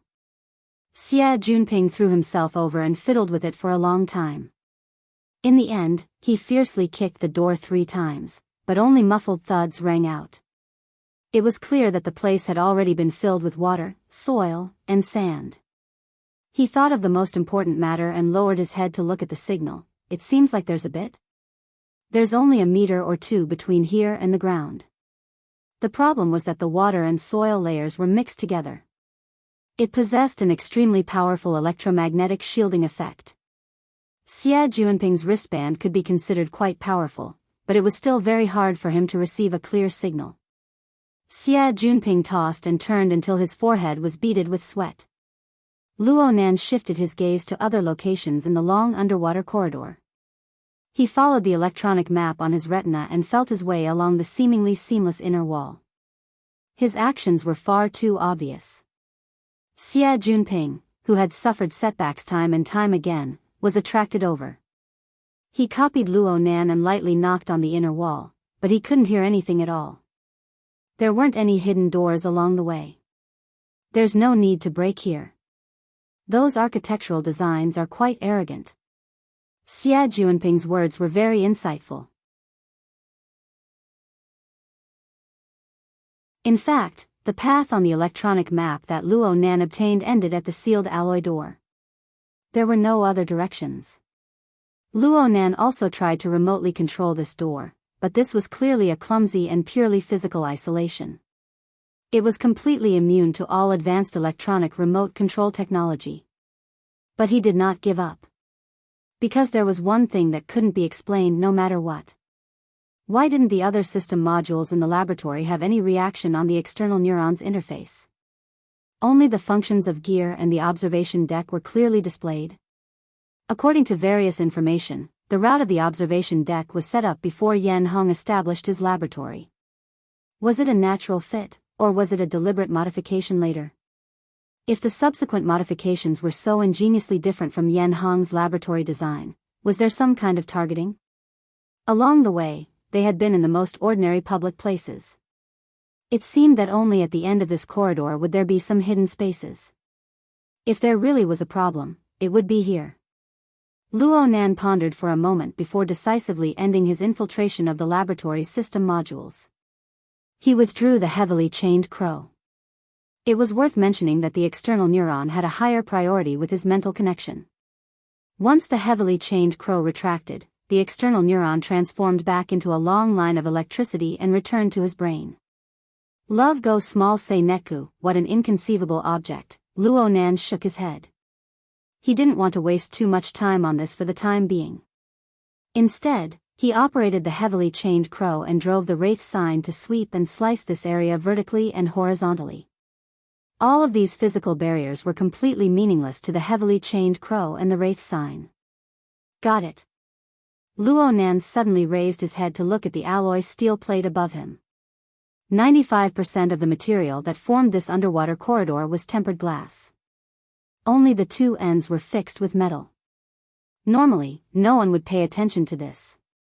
But when the heavily chained crow swept past, the material at a certain location above was clearly completely different from the alloy steel plate and tempered glass. "Hey, where are you looking at?" Xie Junping noticed Luo Nan's abnormality. He raised his head to look, but he didn't discover anything. Luo Nan ignored him. He just earnestly estimated the height and angle. He should still be able to reach it. "Excuse me." Luo Nan swung Xie Junping aside and retreated 2 steps back. He ran with a boost and stomped heavily on the metal door. He borrowed the force to soar up a bit, and at the same time, he half-twisted his body and extended his hands upwards. The place where the alloy steel plate should have been had inexplicably transformed into something like mucus. It was just a bit of obstruction before it was broken through. And then Luo Nan's hands made contact with the edge of the actual steel plate. The collision was a bit painful, but his reaction was quite fast.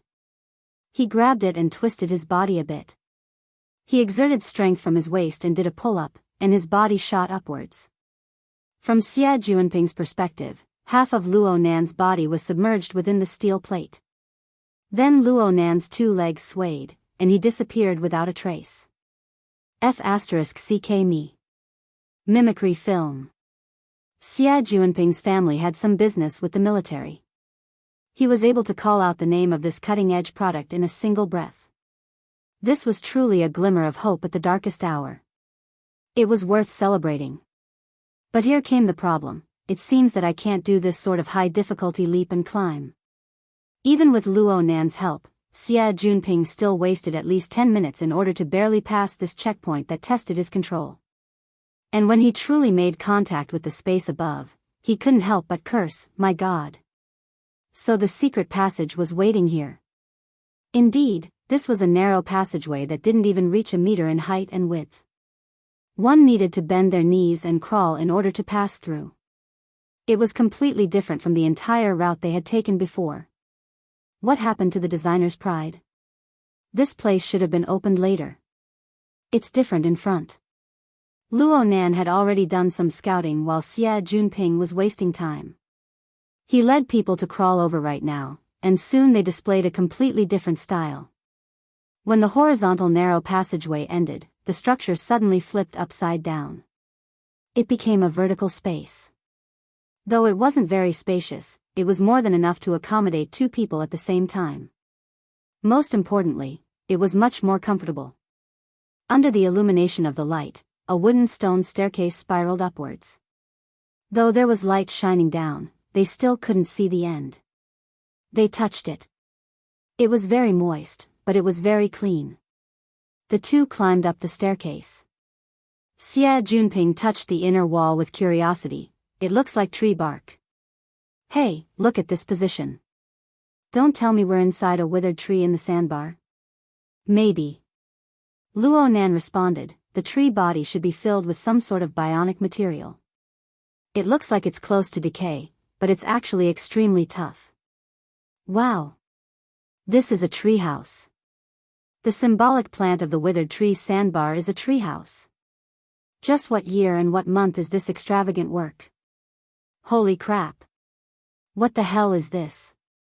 Suddenly a black shadow rushed past Xie Junping's eyes, leaping straight into the base of the tree. The shadow itself wasn't that big, but its speed was quite fast.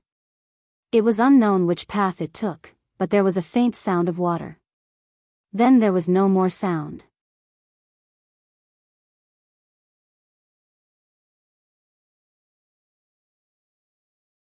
Chapter 52.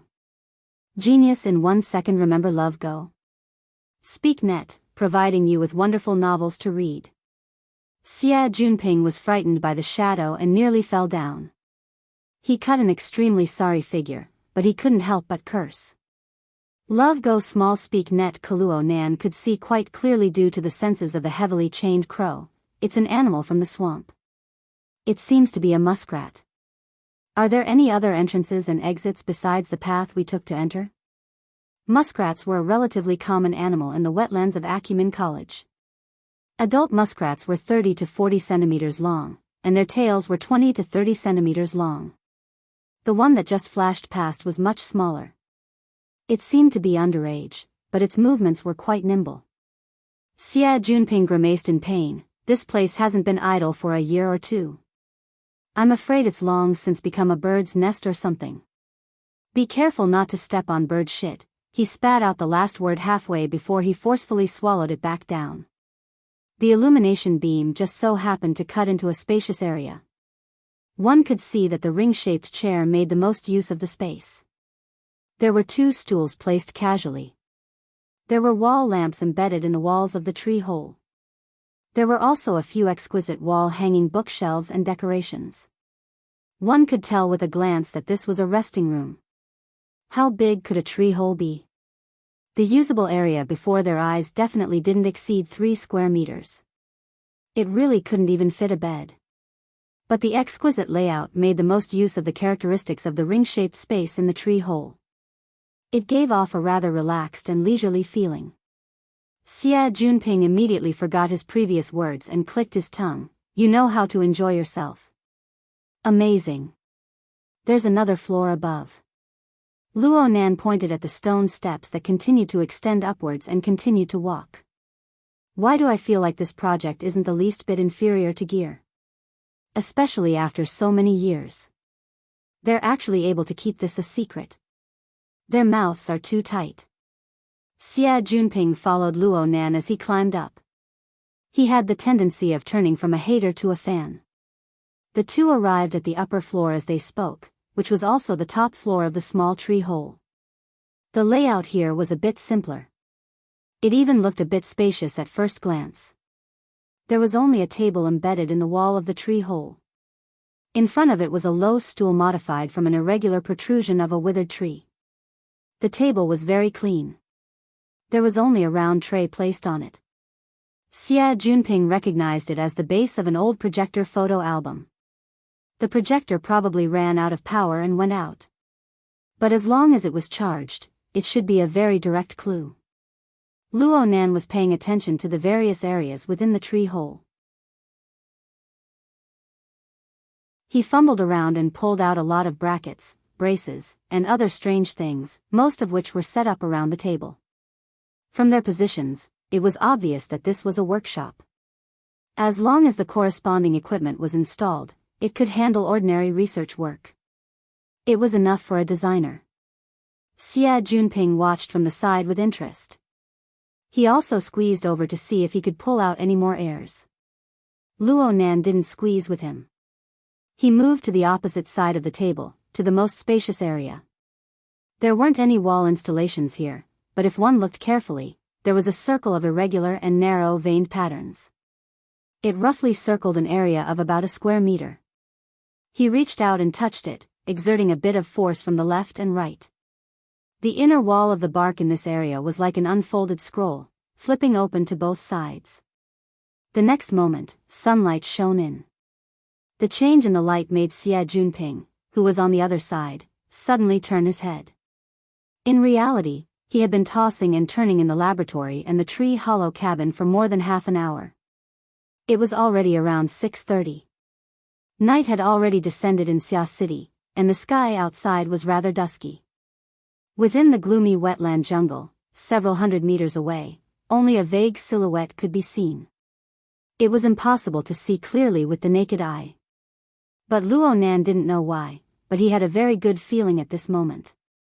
Perhaps it was because he was on the observation platform?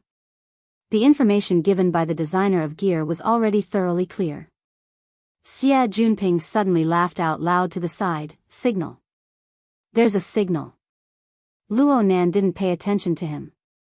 He continued to survey the distant gear through the observation window. The blurry scenery with the naked eye didn't count for much. His mind still contained the elevation and floor plan of the building, as well as the intuitive impression he had of a corner of the building. When all the elements converged together, Luo Nan suddenly felt that the distant building was like a civilization of the previous generation that had been washed away by time. Only a rusted outer shell was left behind in its confrontation with the mighty forces of nature, heavy and ancient.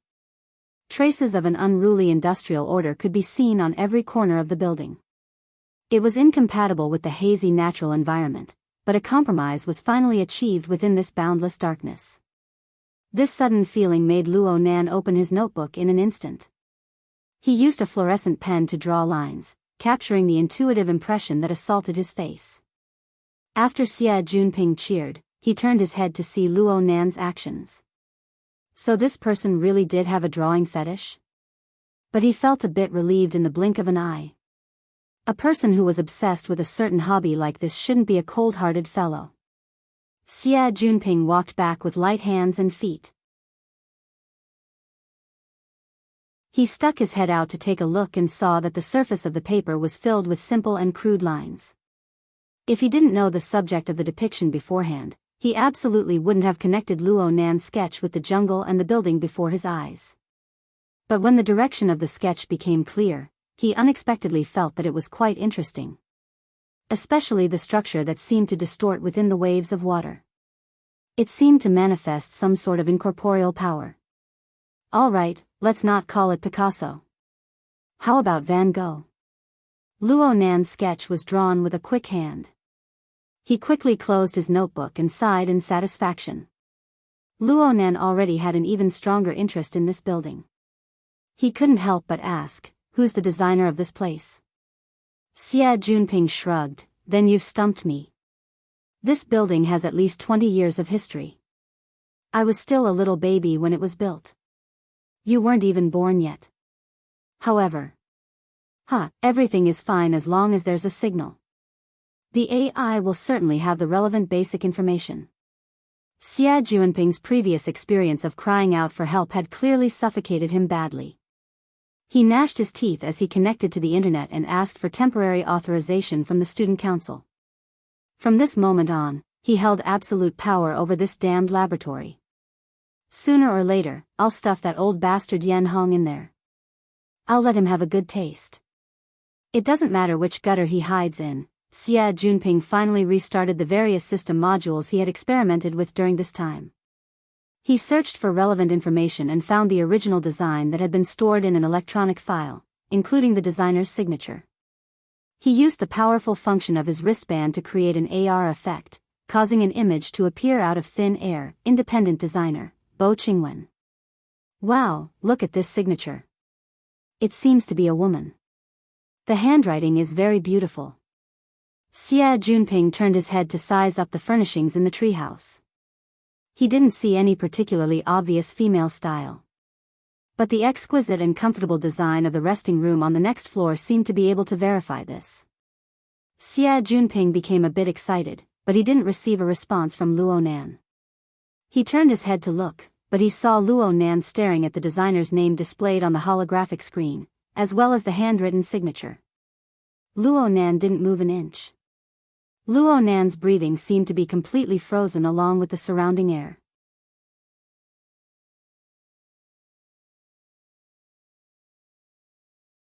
Chapter 53. Genius 1 second. Remember if you want to go? SpeakNet, providing you with wonderful novels to read. Nan. Junior Nan? Xie Junping called out in a probing manner, but he still didn't receive any response. Luo Nan stood in place in a daze. He finally moved after a dozen seconds. He looked around at the furnishings within the narrow space once more. It was just that the coordination between his head and body seemed to have been completely lost. He was as stiff as a rusty machine. It was as if he could exhaust his last bit of battery at any moment and die here eternally. But in the end, Luo Nan was still able to control his body. He held on to the inner wall of the tree hole and slowly walked down the stairs. His mind was in a trance, as if he was sleepwalking. Xie Junping wanted to follow, but he stopped after some thought. He continued to operate his wristband and rummaged through the Order Club's database. Sure enough, there was something new. Bo Qingwen, a doctoral student of the 72nd Institute of Architecture and Design, a senior member of the Order Club. The electronic photo from the early days was of a delicate and pretty woman. It was very fitting with the layout of the tree house.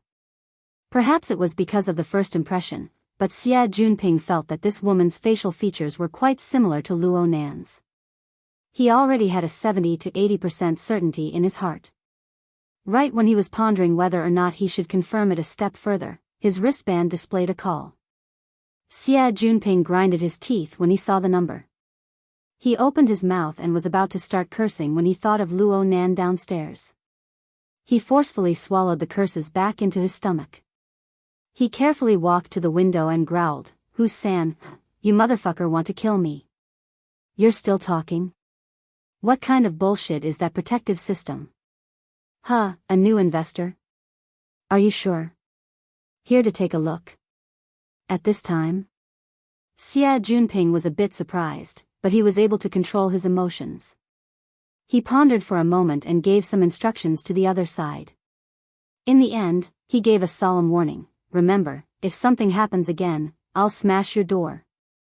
Xia Junping walked down softly and quietly after concluding this matter. He stuck his head out from the stairwell to look down. He didn't dare to turn on the lights. The tree hole was dusky. He only borrowed a bit of daylight to barely see Luo Nan standing in the center of the resting room. He could touch the four walls with a slight stretch of his hand. But for some reason, he maintained a rigid posture of touching but not touching. It was as if he wanted to embrace an incorporeal shadow in the darkness. In the end, Luo Nan's figure slowly fell down, gradually submerging into the darkness. Only his faintly trembling back could be seen, like the bottom of a flipped boat that could sink at any moment. Xia Junping didn't want to continue watching, so he quietly walked back and waited in front of the window. As time passed, the sky grew darker and darker. He couldn't help but scratch his head as he considered the information provided by Hussan. The sound of footsteps rang out while she was in a dilemma. Luo Nan appeared at the top of the stairs. His face couldn't be seen clearly due to the dim lighting. Xia Junping was delighted. He was just about to open his mouth when he discovered that Luo Nan wasn't paying any attention to him at all. Luo Nan was still like a wandering spirit. He walked all the way to the open table and hesitated for a moment. In the end, he extended his arm over and picked up the base of the round plate on the table. He entered into a daze again. Fine. Let's wait a little longer. Even Xia Junping's breathing slowed down. He just hoped that Luo Nan would return to normal soon. "Senior, I'll have to trouble you with something." The sudden voice startled Xia Junping. Truthfully speaking, he really wasn't used to Luo Nan's gentle tone. Moreover, Luo Nan's voice was a bit hoarse and nasal. Could it be that he was crying? There was a subtle mismatch between the Luo Nan before his eyes and the Luo Nan in his memories. Xia Junping was a bit stupefied, but Luo Nan taking the initiative to communicate with him was a good thing. He went, twice and hurriedly responded, "Go ahead. Go ahead. Love go little say Netku, I've already submitted an application to the Order Club. I'll have to trouble Senior to approve it." Okay. No problem. This was the reason why Xia Junping dragged Luo Nan over. Naturally, he had prepared this long ago. "Right now, Junior, you're a new member of the Order Club. Including you, the club currently has a total of 13 members. Of course, you don't need to worry about the others. They'll be expelled from school at the very least. It's just a few procedural requirements for the club's operations. You'll need to put in a bit of effort for the next 2 days. I'll accompany you for a lap." Xia Junping's head was lowered as he spoke, but he suddenly felt that something was wrong. He raised his head and saw Luo Nan turn to face him, bowing over 90 degrees. Xia Junping was so shocked that he nearly fell out of the viewing window. He hurriedly helped Luo Nan up. "Oh my. Junior Nan, what are you doing?" Luo Nan looked straight at Xia Junping's face and spoke softly. "Today, Senior took the initiative to introduce me to the club. Only then did I have the chance to know that my mother still had this work gear when she was alive. I was even able to see her former residence." Xia Junping was a bit embarrassed. "This is a coincidence. It's not like this. My mother had already passed away when I was born. Before I could remember anything, my grandfather had gone mad and my father had left. My other family members didn't know much about my mother. Therefore, 16 years of time couldn't compare to today's understanding of my birth mother. No matter what Senior did in the past, I, Luo Nan, will never forget this favor. Luo Nan spoke in a genteel manner, but each word was solemn. Each word was true. Xia Junping really couldn't stand this proper and serious attitude. Plus, he felt that Luo Nan's current mental state was a bit abnormal. He pondered for a long time before finally asking cautiously, "It really is Auntie?" Luo Nan nodded slightly. He didn't know what method he used, but he charged the projector photo frame with electricity. Right now it could be turned on normally, displaying a picture of a woman in her daily life. It seemed that she was right under this withered tree. Back then, the water level of the wetlands had yet to submerge the sandbar.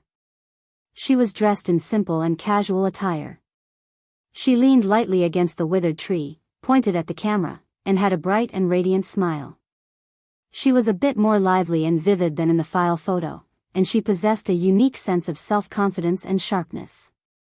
Xia Junping didn't feel good in his heart when he thought about how such a talented and beautiful woman had died young. He didn't know what to say for a time. He could only console her dryly. "Auntie passed away early. She didn't leave many things behind. Junior, you were able to find this inheritance. This is a great thing. You should be happy." It was only at this time that Xia Junping suddenly remembered. The Luo Nan before his eyes was only a 16-year-old youth. After stripping away his usual cold and hard outer shell, what was revealed was only a heart riddled with scars because of the death of his father and mother and the shattering of his family. All right, this was too sour. But Xia Junping really found it hard to get used to this, especially when he saw Luo Nan's situation. He hated that he couldn't stay here tonight. This wouldn't do. Xia Junping gritted his teeth and tried to communicate with Luo Nan. "Junior Nan, there's a problem right now. In the past, Gear was mainly occupied by the Construction Society and the Mystic Arts Research Society. But now a new financial backer has suddenly appeared. He's determined to get Gear. Today, he's coming over to investigate the scene. I've joined the society.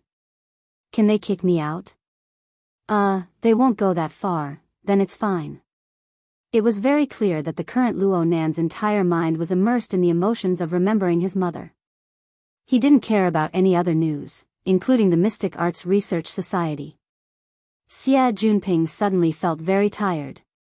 "Weren't you the one who came up with the ideas before?"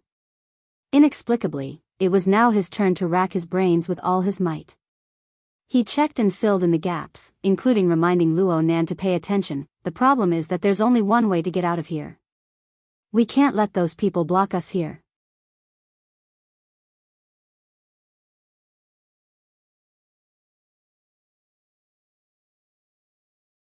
Chapter 54. Genius 1 second. Remember if you want to go? Shoa.net provides you with wonderful novels to read. Luo Nan was stupefied when he heard this. He finally understood the most crucial problem. He looked around the treehouse and was silent for a few seconds before he finally made a decision. "Let's go back first." Looking at the projection album in his hand, he hesitated for a long time before putting it back in place to avoid destroying the original layout of the treehouse. He then closed the bionic bark on the viewing window to make sure that no one would discover it. Luo Nan's gaze turned to Xia Junping after he finished doing all this. Xia Junping immediately raised his hand and swore, "I will absolutely not mention the treehouse to outsiders. This matter will rot in my stomach." Luo Nan didn't say a word. He just bowed once more. Ever since Luo Nan had solemnly expressed his thanks last time, Luo Nan had displayed an even more respectful attitude towards Xia Junping. Frankly speaking, this made Xia Junping quite happy in his heart. Luo Nan was the first to walk down with Xia Junping following behind. Perhaps it was because he was in a refreshed mood, but an inexplicable idea popped up in Xia Junping's mind.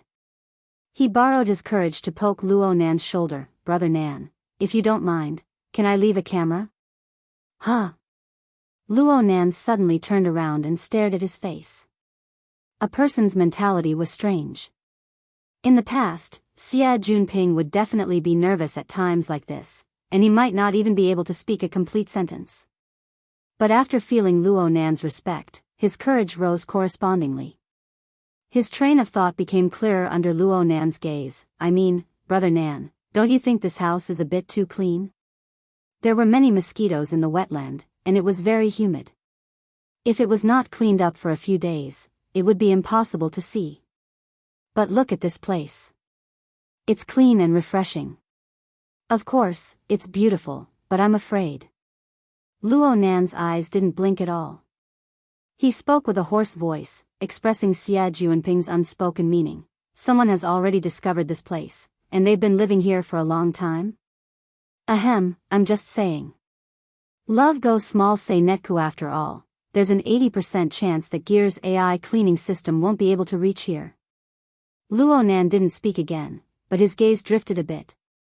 It was unknown what he was thinking. After a few seconds, he turned around and slowly walked down. His fingers were stuck to the inner wall of the tree hole until he reached the beginning of the stone steps.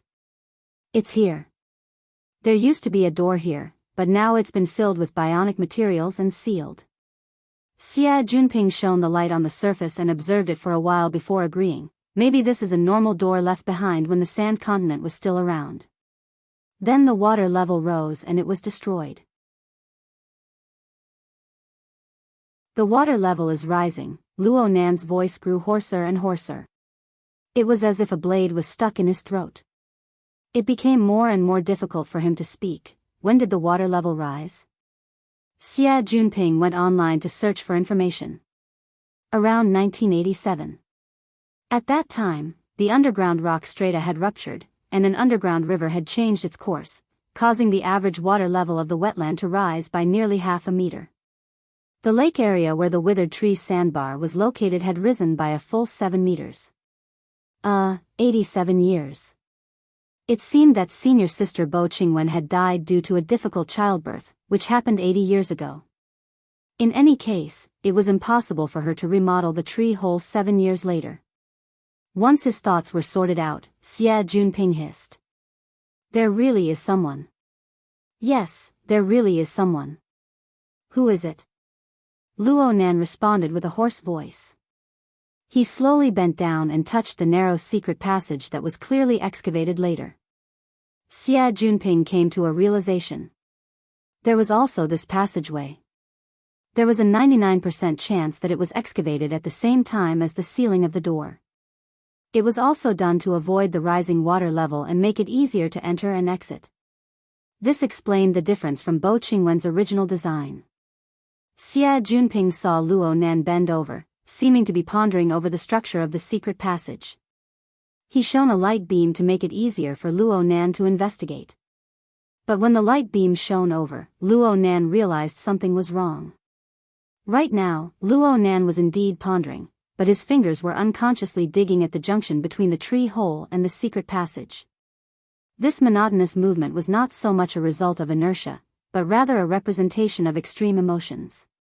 Before, Luo Nan was heavy and sad, but he was relatively calm. His occasional ups and downs were like the night tide of the seaside. It was the rhythm of normal emotions. But right now, he was suppressed and irritable.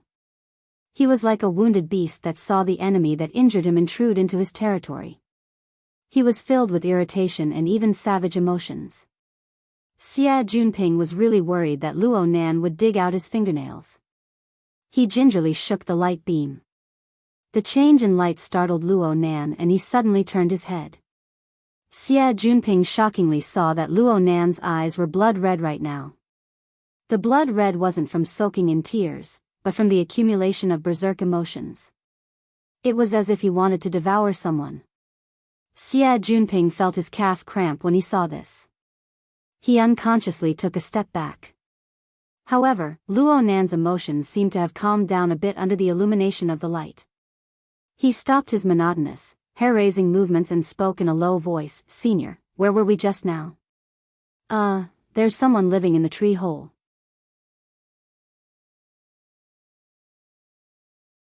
They sealed the front door and even dug out a secret passage that leads to the laboratory. Luo Nan shook his head. The underwater corridor is a dead end. It's normally completely unobstructed. It's too conspicuous for outsiders to come in. Therefore, it can't be anyone else. It can only be an internal member of the society or the laboratory. Xia Junping thought about it and agreed. This made more sense. But when he thought deeper, there was such a person in the Order Club. He normally lived and socialized within the club. But when no one was paying attention, he would quietly pass through the underwater corridor and enter the tree hole. He would engage in some shady business. The most important thing was that this span of time could have lasted for 7 to 8 years. 10 years. All the way until now. Just thinking about it made Luo Nan's heart go cold. Xia Junping suddenly had a thought, motherfucker. It can't be that someone suddenly came in from the other side while they were drilling the secret passage. Or maybe they could swim and come in from the viewing hole. The thought was born. He looked at the pitch-black entrance of the secret passage and the spiraling staircase behind him. His entire body felt unwell. Luo Nan didn't seem to think too much. He slowly stood up and bowed towards Xia Junping. I'll have to trouble Senior with the matter of the camera installation. If there's still someone, I want to see just who in the world it is. Xia Junping was actually a bit flustered in his heart. But having Luo Nan by his side was more or less comforting. He took a deep breath. Okay.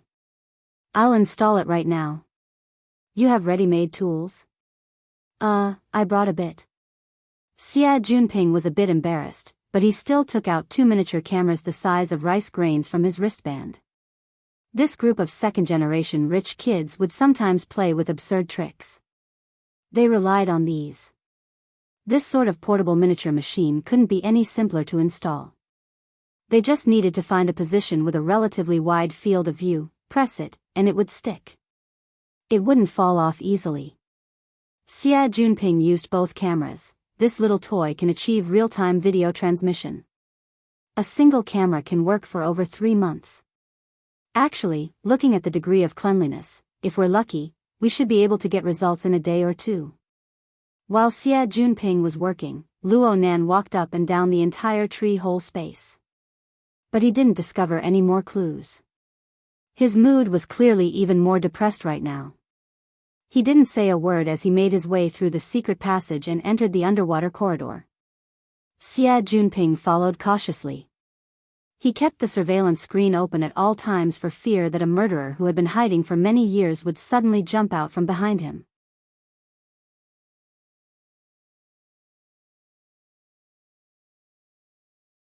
Chapter 55. Genius 1 second. Remember if you want to go? Shaw.net provides you with wonderful novels to read. Jumping down from the secret passage, Xia Junping looked up. The camouflage film blocked his line of sight perfectly, making him look like a piece of alloy steel. Who would have thought that there was a short and narrow secret passage that led to this strange tree hole space? Luo Nan didn't say a word. He silently made his way back. Xia Junping glanced at the surveillance screen once more. He hurried 2 steps to walk shoulder to shoulder with Luo Nan. But soon, he regretted his decision. At this time, all the system modules in the laboratory had returned to normal. When they returned, it was no longer dark. Inside the glass wall, under the special black light, the dark purple light made this area of water look dreamy and illusory. But to Xia Junping, this long and tedious road was simply torture. The mental state of Luo Nan next to her was abnormal. Along the way, Luo Nan continued the oppressive and impatient state he had in the tree hole. He was constantly spinning in circles in his own thoughts. Sometimes, he would stop abruptly and turn his head to look at the long corridor behind him, as well as the increasingly gloomy waters beside him. He would be in a daze for a long time. Every time this happened, the blood-red color in his eyes would be bright and glistening, making it hard for others to look at him directly. There were even several times when Xia Junping could hear the sound of his teeth clenching. After walking and stopping for a few minutes, Xia Junping became even more certain. Luo Nan was about to go crazy. He didn't doubt in the slightest that if someone dared to say, "I'm the person who lives in the tree hole, right now," Luo Nan would immediately pounce over and tear that person's throat to shreds. Then he would roar and interrogate, "What the hell are you doing over there?" What was he thinking? If this continued, Xie Junping felt that he would go crazy. Something had to be done. Xie Junping racked his brains to recall some of the communication classes he had attended. He tried to think of a way to express himself. After hesitating for a while, he finally said, "Junior brother, do you know very little about Auntie?" Luo Nan was clearly stupefied. His circle of self had been broken, and this power came from the nostalgia he had for his mother. This wondrous emotion was like a surging river that washed over his heart. It was slightly painful, but it wasn't bad. A long time passed before Luo Nan nodded, "Yes, very few. There's a way." Xie Junping was overjoyed and continued, "Auntie doesn't have any relatives?" Luo Nan continued to respond, "My mother was a war orphan. She grew up in an orphanage." Xie Junping almost choked, but after calculating the time, Bo Qingwen was indeed born before the Third World War. There were many such situations in that generation. No matter what, the conversation had finally begun. "Is it in the local area? If you want to gather more information, Junior, I have some power in Xia City." Xie Junping took charge again, and the results were actually pretty good. Luo Nan bowed towards him, "Thank you, Senior." Here it comes again. She felt that Luo Nan was like a person from the previous century. Or perhaps he acted completely according to the patterns of the books. Yep. Perhaps this was the case. It was just that his cold face matched well with his actions, giving people the illusion that he was relatively mature. Thinking of this, Xie Junping was even more confident about this exchange. He waved his hand and said, "Actually, I really admire Auntie. To be able to single-handedly design gear, and even after more than 20 years, people are still fighting over it.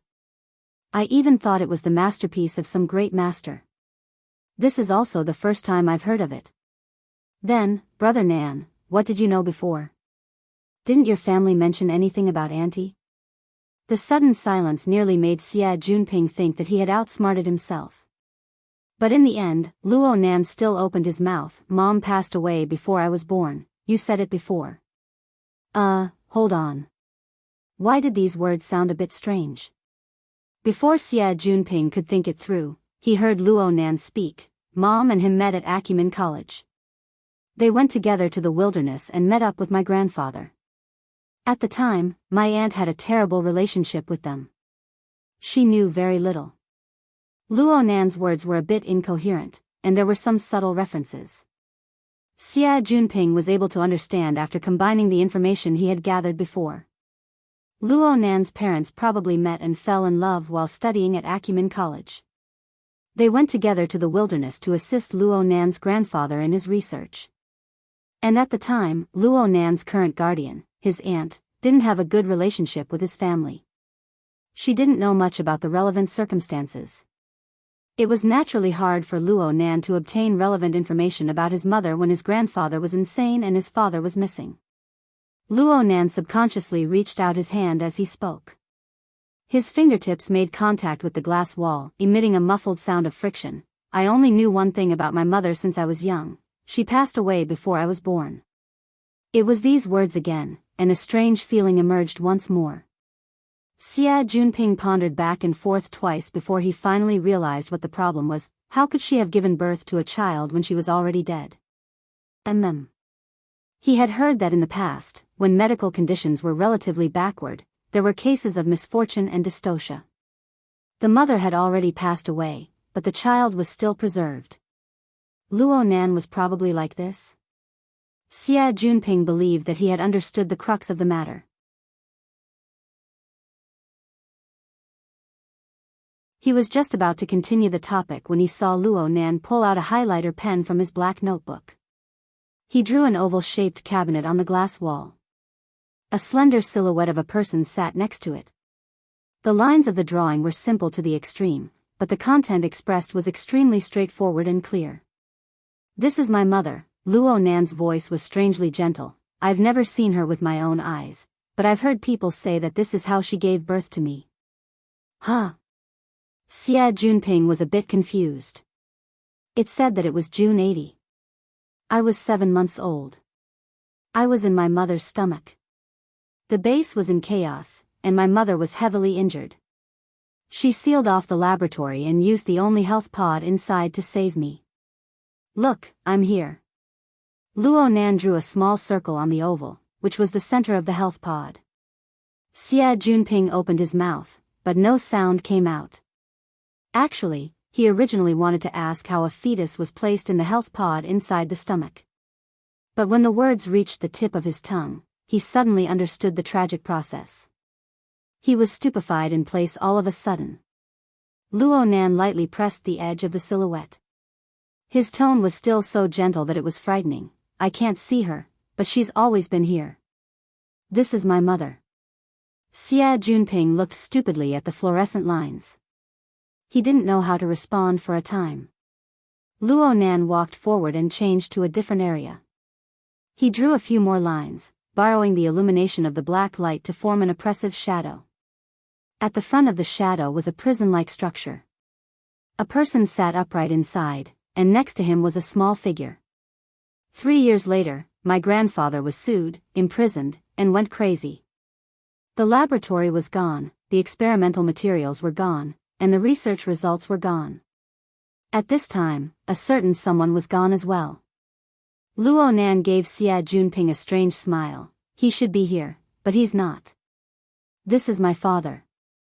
They just happened to walk to the starting point of the underwater corridor at this time. Luo Nan put away the fluorescent pen and bowed towards Xie Junping once more. I just said some senseless words. I've troubled you, senior. Clearly, Luo Nan understood Xie Junping's thoughts. Conversely, Xie Junping was finally able to peek into a corner of Luo Nan's tortuous and gloomy inner world. Moreover, Luo Nan's emotions were clearly much calmer. This could be considered a contribution. Xie Junping let out a secret breath. Right when he was about to respond, the voices of people came from not too far away. 7 or 8 people crowded into the surrounding resting area of the underwater corridor. Some people even greeted Xie Junping. Brother Ping, we're here.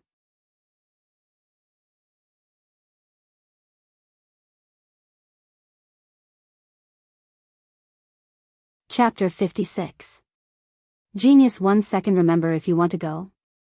SpeakNet provides you with wonderful novels to read. Xie Junping frowned as he looked over. Hu Huaying of the student council was among the people who came. He was also Hu San'er.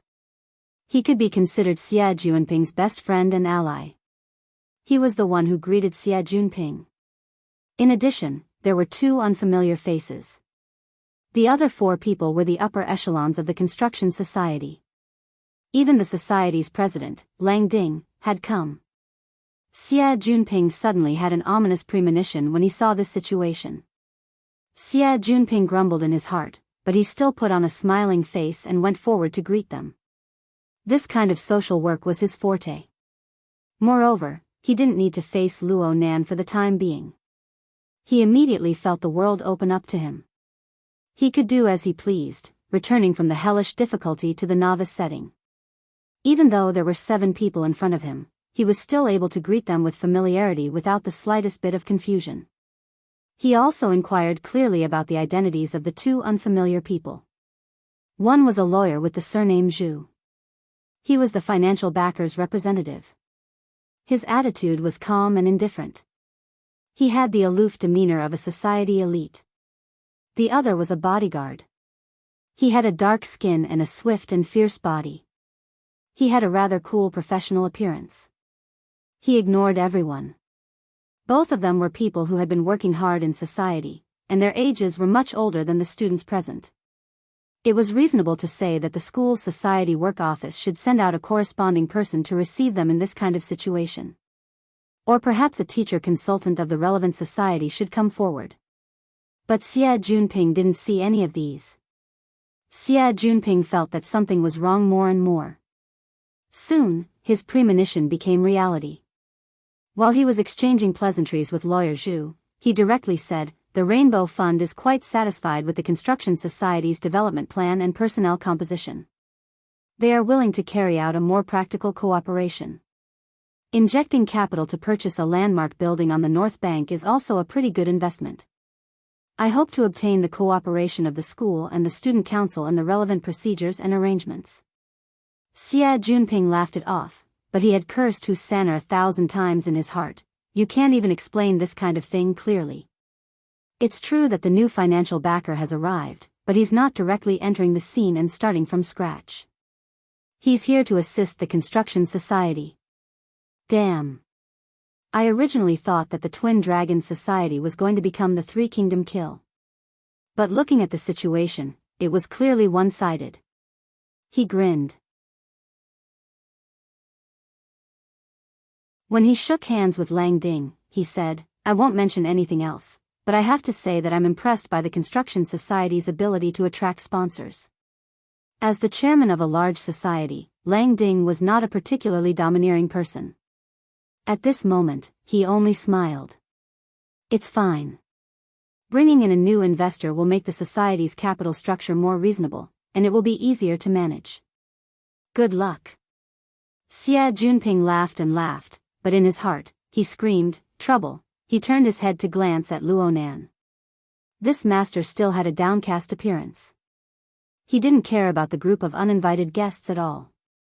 Indeed, according to Luo Nan's logic, as long as he was in the Order Club, within the building that his mother had designed, it didn't matter who took control of this place in the end. My lord, how could it be that easy? Xie Junping cursed inwardly, feeling a headache coming on. Whether it was the Construction Society or the Mystic Arts Research Society, none of these large-scale societies were easy to deal with. If you didn't do your job well beforehand, a small club member would have plenty of ways to make you lose your job. The reason why Xie Junping dared to guarantee Luo Nan before was because he had already given the Mystic Arts Research Society a heads up. The road ahead and the road behind were completely paved. As for the Construction Society, it really wasn't easy to handle. Lang Ding was easy to talk to, but the structure of this society was quite complicated. There were many thorns in the executive committee. Let's not talk about other things. That damned dog Li Xuecheng was the vice president of the Construction Society. He possessed a lot of influence within the society. If Luo Nan really entered the Construction Society and bumped into Li Xuecheng, wouldn't a mysterious campus death case occur? He had to think of a plan when he got back. Xie Junping didn't have the mood to stay any longer when his thoughts reached this point. He spoke a few more words of nonsense and pulled Luo Nan to leave. But who knew that Lawyer Zhu of the Rainbow Fund would call him to a stop after just a few steps? Head Xie, there's something I need to consult you about. Xie Junping was the head of the Society Activities Department of the Student Council, but there were very few people who directly addressed him by his title on campus. He was stunned for a moment before turning his head and putting on a smiling face. "Lawyer Zhu, please don't hesitate to ask." Lawyer Zhu nodded slightly. "It's related to the assets of the society. From the looks of things, the Order Club has already entered a state of idleness. And it will take at least 3 months to half a year to complete the procedures. This is quite unfavorable for preserving the value of the existing assets. Therefore, we suggest that we contact the competing society and hold a coordination meeting.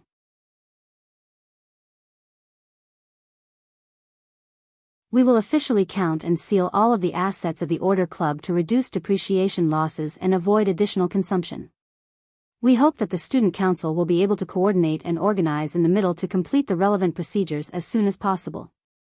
Xie Junping's brows furrowed. "If you seal off the society, where will the master next to me go?" Lawyer Zhu spoke without waiting for a response. "In addition, we also hope that the school can conduct a strict examination of the procedures. We just paid attention to the Order Club Society website and discovered that a new member has actually entered the society. Can the society still recruit members during this period of lockdown? We need an explanation for the reason for joining the society during the auction of the society assets. F***CK. This guy was specifically looking for trouble." Xie Junping's face darkened in an instant. At the same time, he found it very strange. He didn't remember offending the Rainbow Fund or this litigator surnamed Zhu.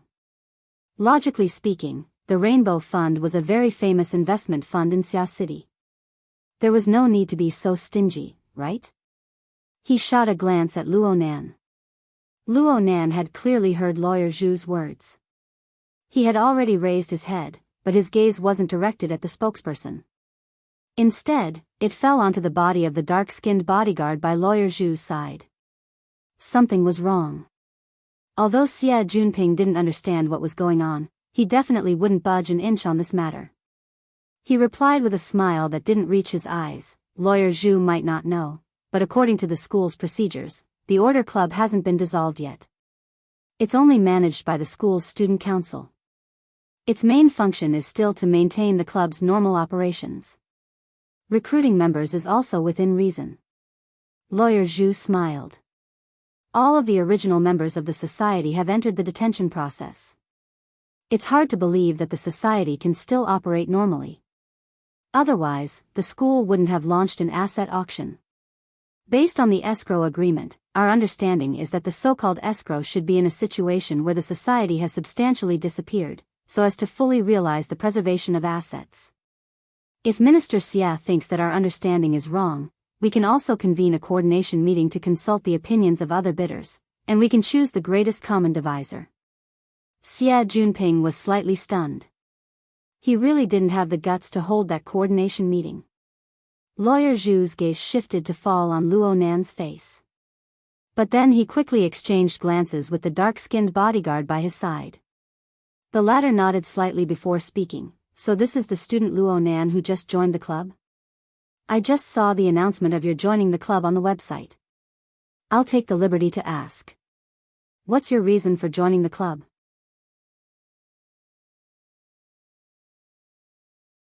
Did you go through the relevant investigations? Did you have an understanding of the Order Club's circumstances before joining the club? Luo Nan held his notebook in his arms when faced with this interrogation. He was cold and quiet, not uttering a single word. But Xie Junping couldn't bear to watch. He shouted, "Hey hey hey. That's 3 sentences already. If you want a reason, ask me. Who knows better than me?"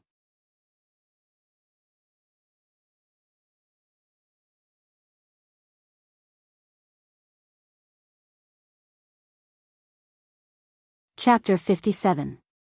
Genius 1 second. Remember if you want to go. SpeakNet, providing you with wonderful novels to read. Xie Junping shifted the focus of the conflict back to himself, but in his opinion, perhaps he had saved Lawyer Zhu's life. When he thought of this, he felt a sense of superiority from a higher position. Lawyer Zhu, if you say that the Order Club continues to operate and recruit new members is a loss of resources, then I won't admit it. Do we students eat pig's feed? Hu-san, the Order Club's qualifications to recruit new members have just been restored in the new semester, right? Hu Huaying was a bit dizzy from the sudden intensification of the conflict. Xie Junping had already dragged him into the water, and their many years of alliance hadn't been in vain. He immediately nodded. It was restored on September 1st. Xie Junping was fully aware that this was a sign of a lag in the execution process, but he treated it as evidence and threw it at Lawyer Zhu's face. Perhaps Lawyer Zhu doesn't understand the internal situation of the school, so I might as well inform you. In the past few years, the Order Club has been courting disaster. Aside from last year's financial problems, there was also an experimental accident in 1993, and their membership qualifications were revoked. But this qualification was officially restored on September 1st this year. What does this mean? It means that the school still hopes to give the Order Club a chance, to let this old club that has existed since the school's founding preserve a bit of its mark. Even if it can't escape the fate of merging in the end, it won't completely disappear. At least there's still a legacy. Xie Junping originally didn't believe these absurd words, but the more he spoke, the more excited he became. He was even a bit moved. Because at this moment, he suddenly thought of Bo Qingwen. He thought of this talented female senior who single-handedly designed gear. After leaving behind her iconic work, she left for the distant wilderness, and then perished in such a tragic and stirring manner. A club that once possessed such an outstanding person had to leave something behind, to let people remember something. He was doing exactly this. And so, Xie Juanping's voice grew louder and louder. A newcomer makes an application, and the club approves it. Isn't that normal? I see that this student's application is sincere, and his reason is sufficient. He himself is also very outstanding. What's wrong with allowing him to join the club during the escrow period?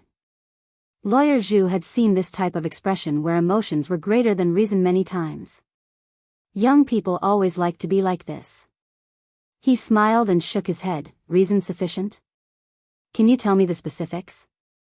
If it was before, Xie Junping might have encountered awkwardness, but today was different. He laughed heartily. Of course it's sufficient, it's sufficient.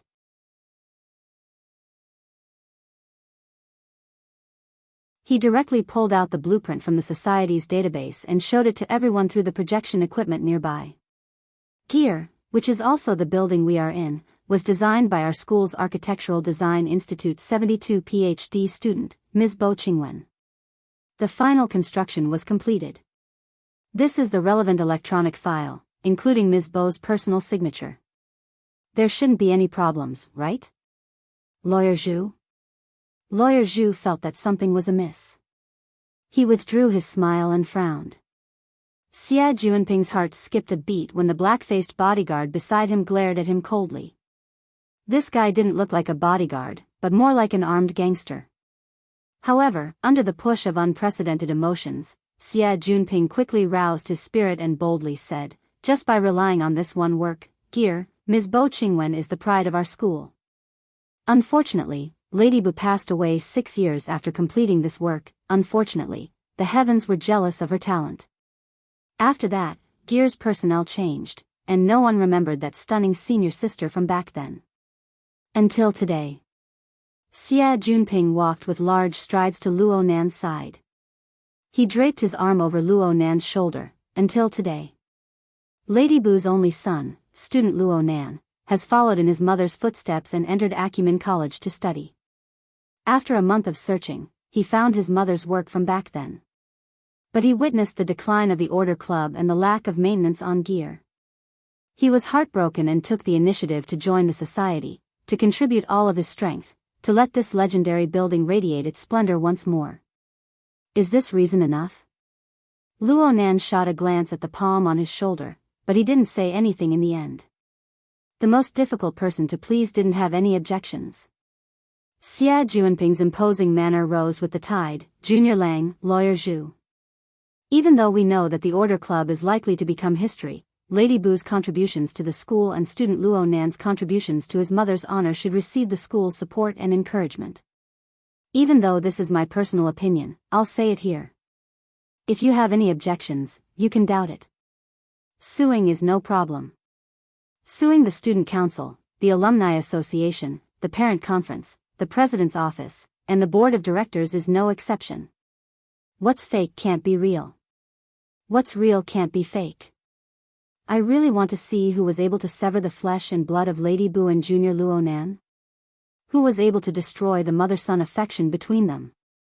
Who was able to trample the cultural inheritance of our school into the ground and ruin it? Xie Juanping's imposing manner right now was truly earth-shattering.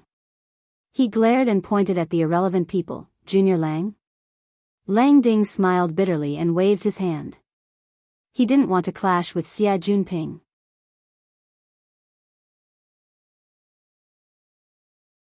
Xie Junping looked at the most talkative person, Lawyer Zhu.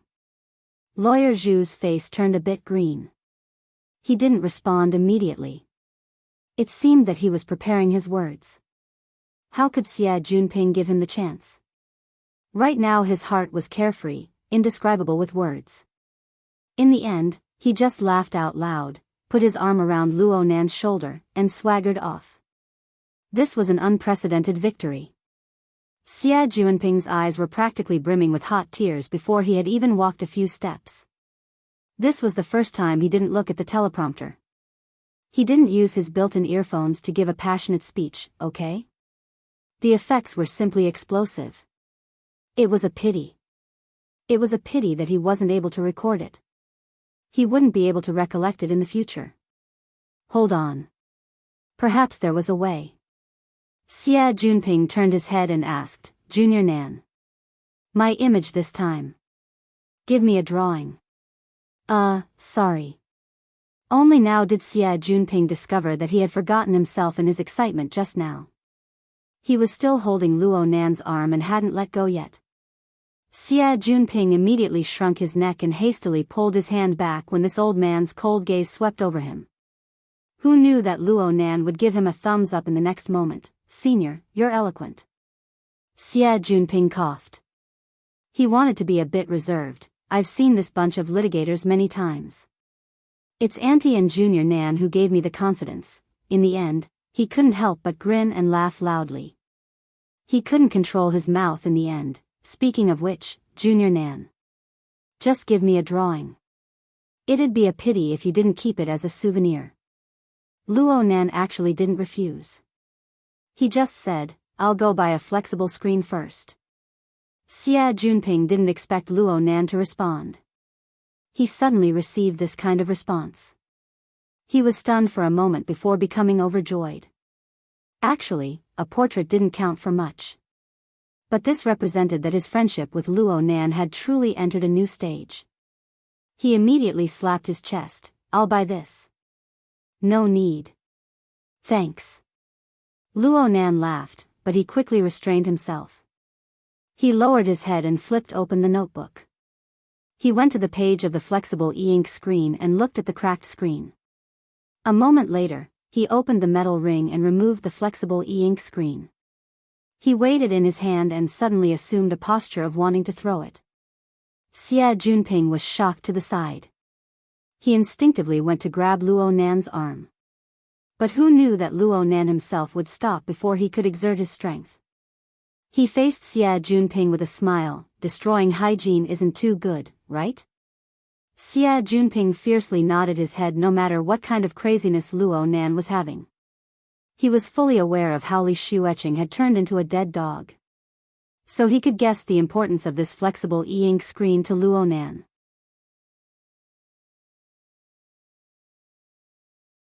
He couldn't help but worry that Luo Nan would make a choice that he would regret in the future due to his momentary emotions. If Luo Nan could figure it out by himself, then that would be for the best.